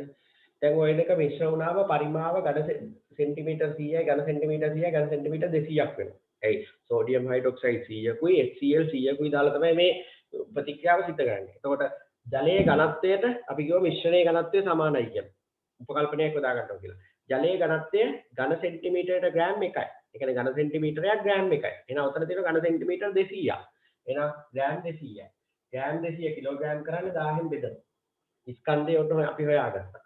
ඊළඟට අපි කිව්වා ද්‍රාවණයේ විශිෂ්ටතා ප්‍රධාරිතාවේ ජලයේ විශිෂ්ටතා ප්‍රධාරිතාව සමාන කරනවා 4200යි. උෂ්ණත්ව වෙනස සෙල්සියස් අංශක 30 තියෙන එක 40 වෙලා වෙනස 10යි. 40න් 30ක් අඩු කරනවා. මේ බිංදු තුනට මේ බිංදු තුන කපලා දාන්න.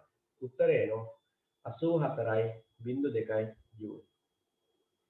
8400 ජූල්. පිළිතුර 3 31 3.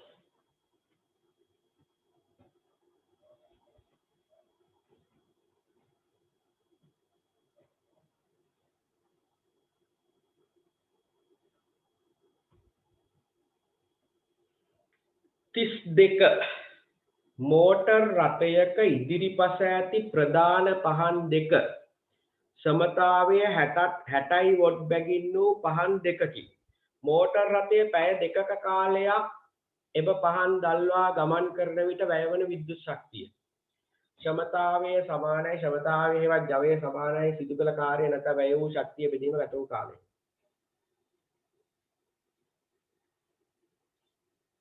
සමීකරණය 1 ක්ෂමතාවය එහෙම නැත්නම් ක්ෂමතාවයට කියන තව නමක් තමයි ක්ෂමතාවය එහෙම නැත්නම් ජවය සමානයි සිදු කළ කාර්ය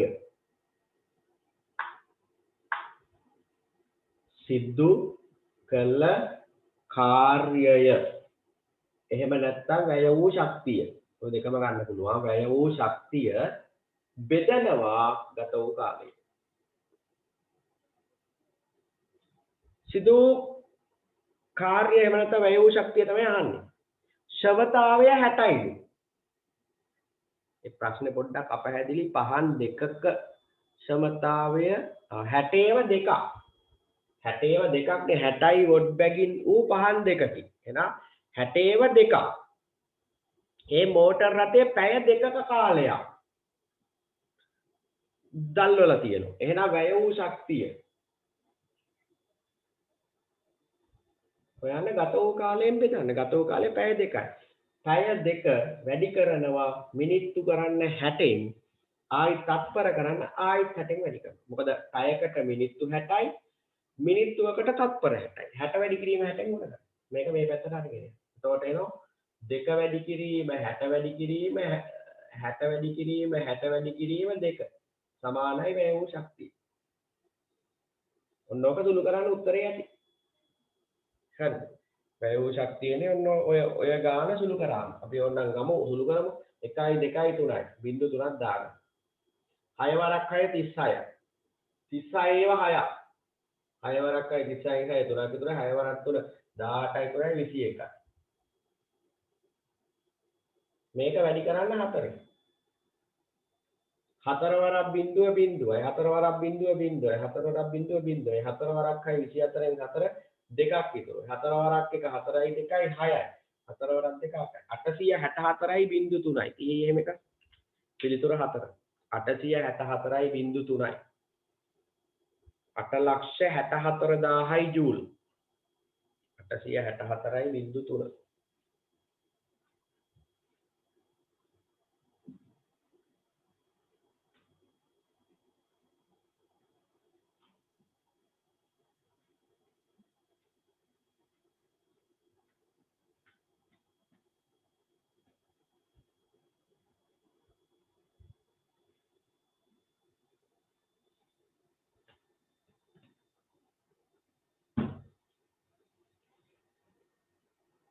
හරි අපි යන් එහෙනම් 33 වෙනි ප්‍රශ්නෙට. ප්‍රත්‍යාවර්තක ධාරාවක් ඩයෝඩ 4ක්ම යොදා ගැනීමෙන් පූර්ණ තරංග ඍජු කරන්න පත් කිරීමෙන් පසු සුමටනය කිරීම සඳහා ධාරිත්‍රකයේ නිවැරදිව සම්බන්ධ කර ඇති පරිපථය පිළිතුර 1. ධාරිත්‍රකයේ සම්බන්ධ කරන්න ඕන ඒ සුමටනය වෙලා එන ධාරාවේ අර අග්‍ර දෙකට ප්‍රතිදාන පරිපථයේ අග්‍ර දෙක පිළිතුර 1. හරිද? පිළිතුර 1. දැන් ඒක අපි ඊළඟට තව ප්‍රශ්න පත්‍රයක ආවට පස්සේ ඒක පොඩ්ඩක් වැඩිපුර සාකච්ඡා කරමු. දැනට ඔකේ උත්තරේ ගහගන්න. උත්තරේ 1. 33. 34. මල බැඳීමෙන් ආරක්ෂා වීමට යකඩ මත ආලේප කරන ලෝහ තුනක් පහත දැක්වේ. Zinc, tin, nickel. මේවායින් කැතෝඩීය ආරක්ෂණය කියන්නේ මොකක්ද කියලා ඔයගොල්ලෝ ඉස්සෙල්ලත් මම කියලා දුන්නා. සක්‍රියතා ශ්‍රේණියේ යකඩ වලට වඩා ඉහළින් තියෙන ලෝහයක් යකඩ සමග සම්බන්ධ කරලා යකඩ මල බැඳීමෙන් ආරක්ෂා කිරීමට කියන්නේ කැතෝඩීය ආරක්ෂා. ඔක පුළුවන් නම් කාලා සක්‍රියතා ශ්‍රේණිය ලියවන්න. සක්‍රියතා ශ්‍රේණිය ලියමු ඉක්මනට.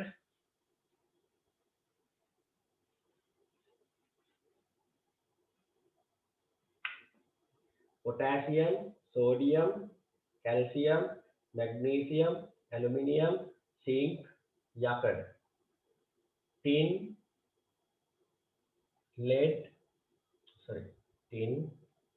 lead, copper, රසදිය, විදී, platinum, රත්තරන්. දැන් ඔන්න යකඩ මෙතන ඉන්නේ. යකඩ වලට වඩා උඩින් ඉන්නේ zinc. යකඩ වලට වඩා පහළින් ඉන්නේ tin.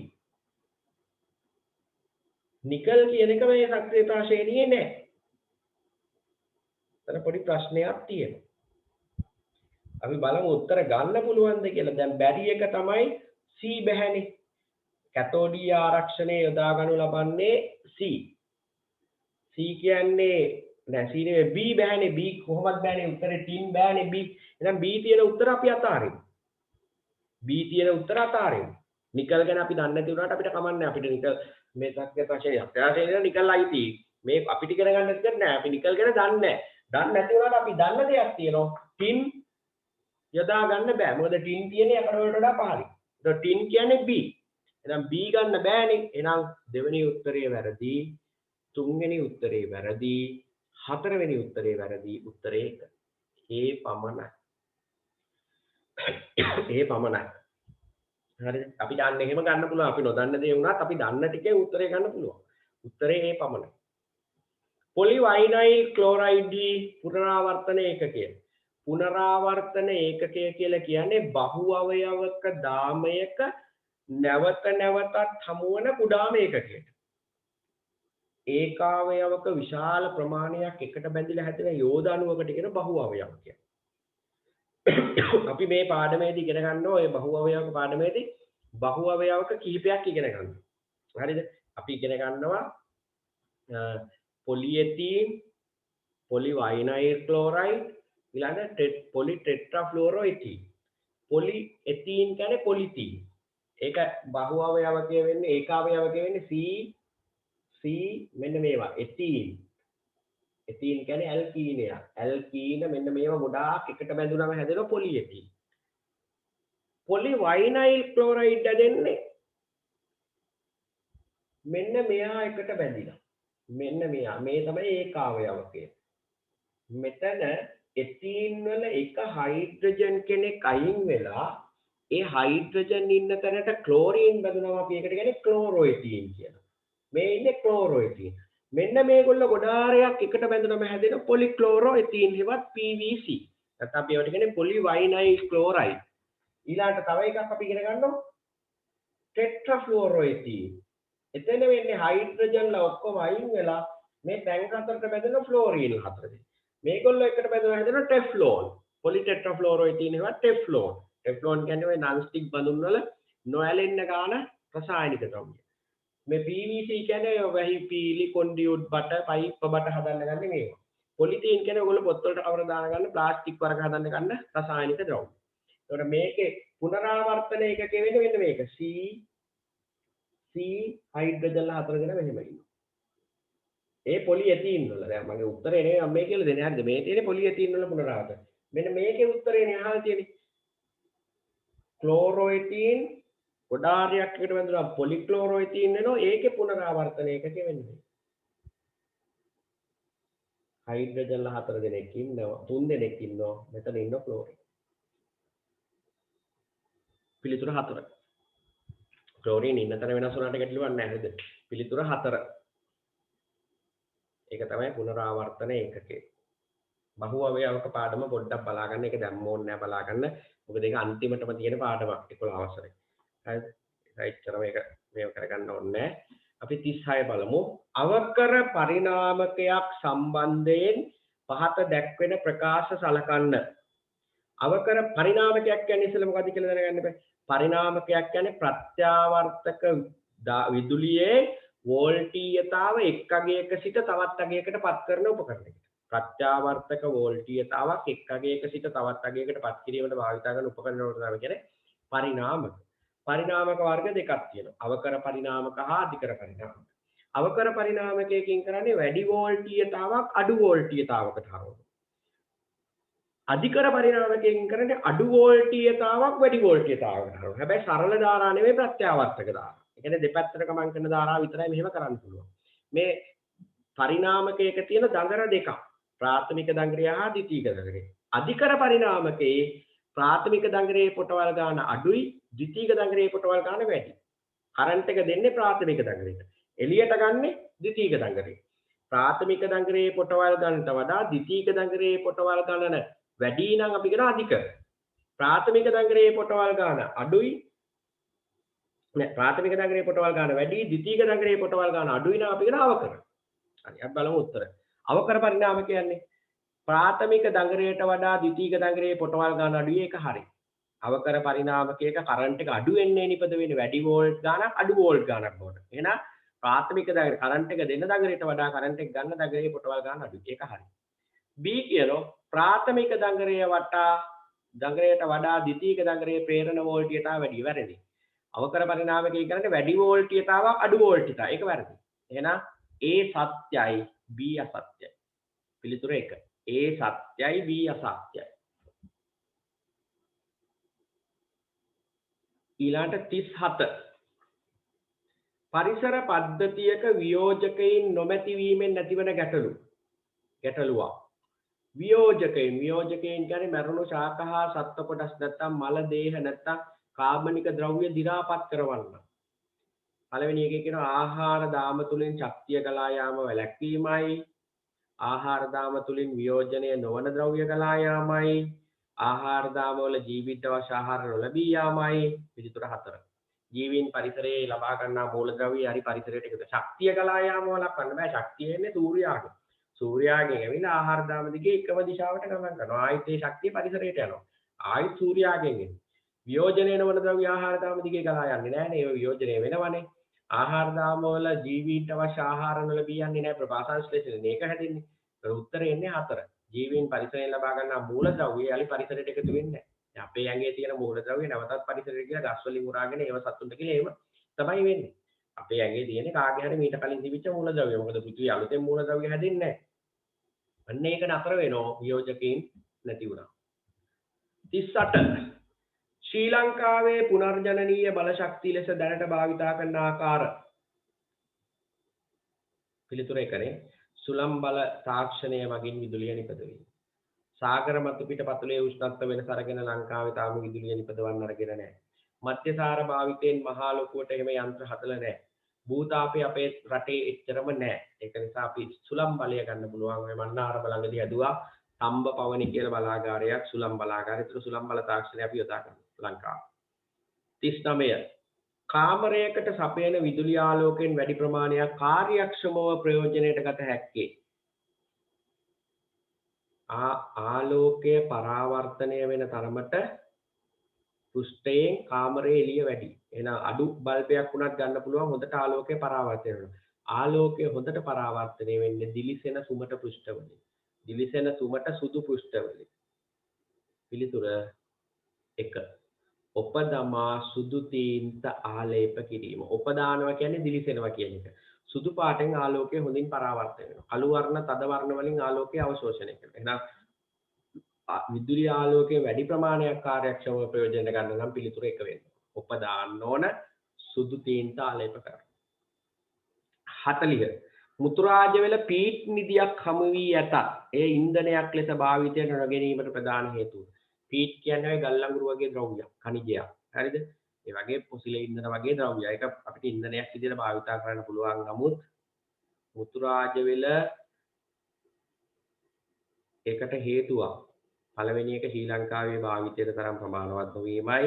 එහි අන්තර්ගත සල්ෆර් රගයේ හිත විශාලගයක් වීමයි, මුතුරාජ වෙල තෙත්බිම් ප්‍රදේශයක් වීමයි, පීට් ලබා ගැනීමට විශාල මුදලක් වැය කළ යුතු වීමයි. ඔන්න වගේ ප්‍රශ්න දරුවා අපිටත් වරදිනවා. හරිද? අපිටත් වරදිනවා. මොකද හේතුව මේ වගේ ප්‍රශ්න 39 40 ඔය වගේ ප්‍රශ්න පොඩ්ඩක් අර ස්වභාවික පරිසරයත් එක්ක සම්බන්ධ ප්‍රශ්න. ඒකට මුතුරාජ වෙල පීට් නිදියක් තියෙනවා. හරිද? ඒකේ ඉන්ධනයක් විදියට ගන්න බෑ. ඒකේ උත්තරේ අපි පොඩ්ඩක් ඒකේ උත්තරේ බලමු.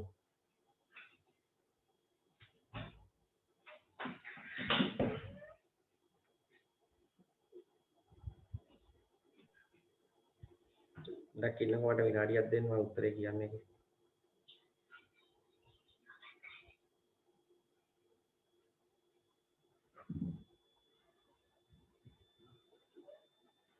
ඔව් පිළිතුර මොකක්ද ඒකේ? 3. ඔව් දැන් අපිට එහෙම හිතන්නත් පුළුවන්. මුතුරාජ වෙල කියන්නේ තෙත්බිම් ප්‍රදේශයක්. ඒක අර රක්ෂිත ප්‍රදේශයක්. තෙත්බිමක් කියන්නේ වගුරක්. නමුත් මේ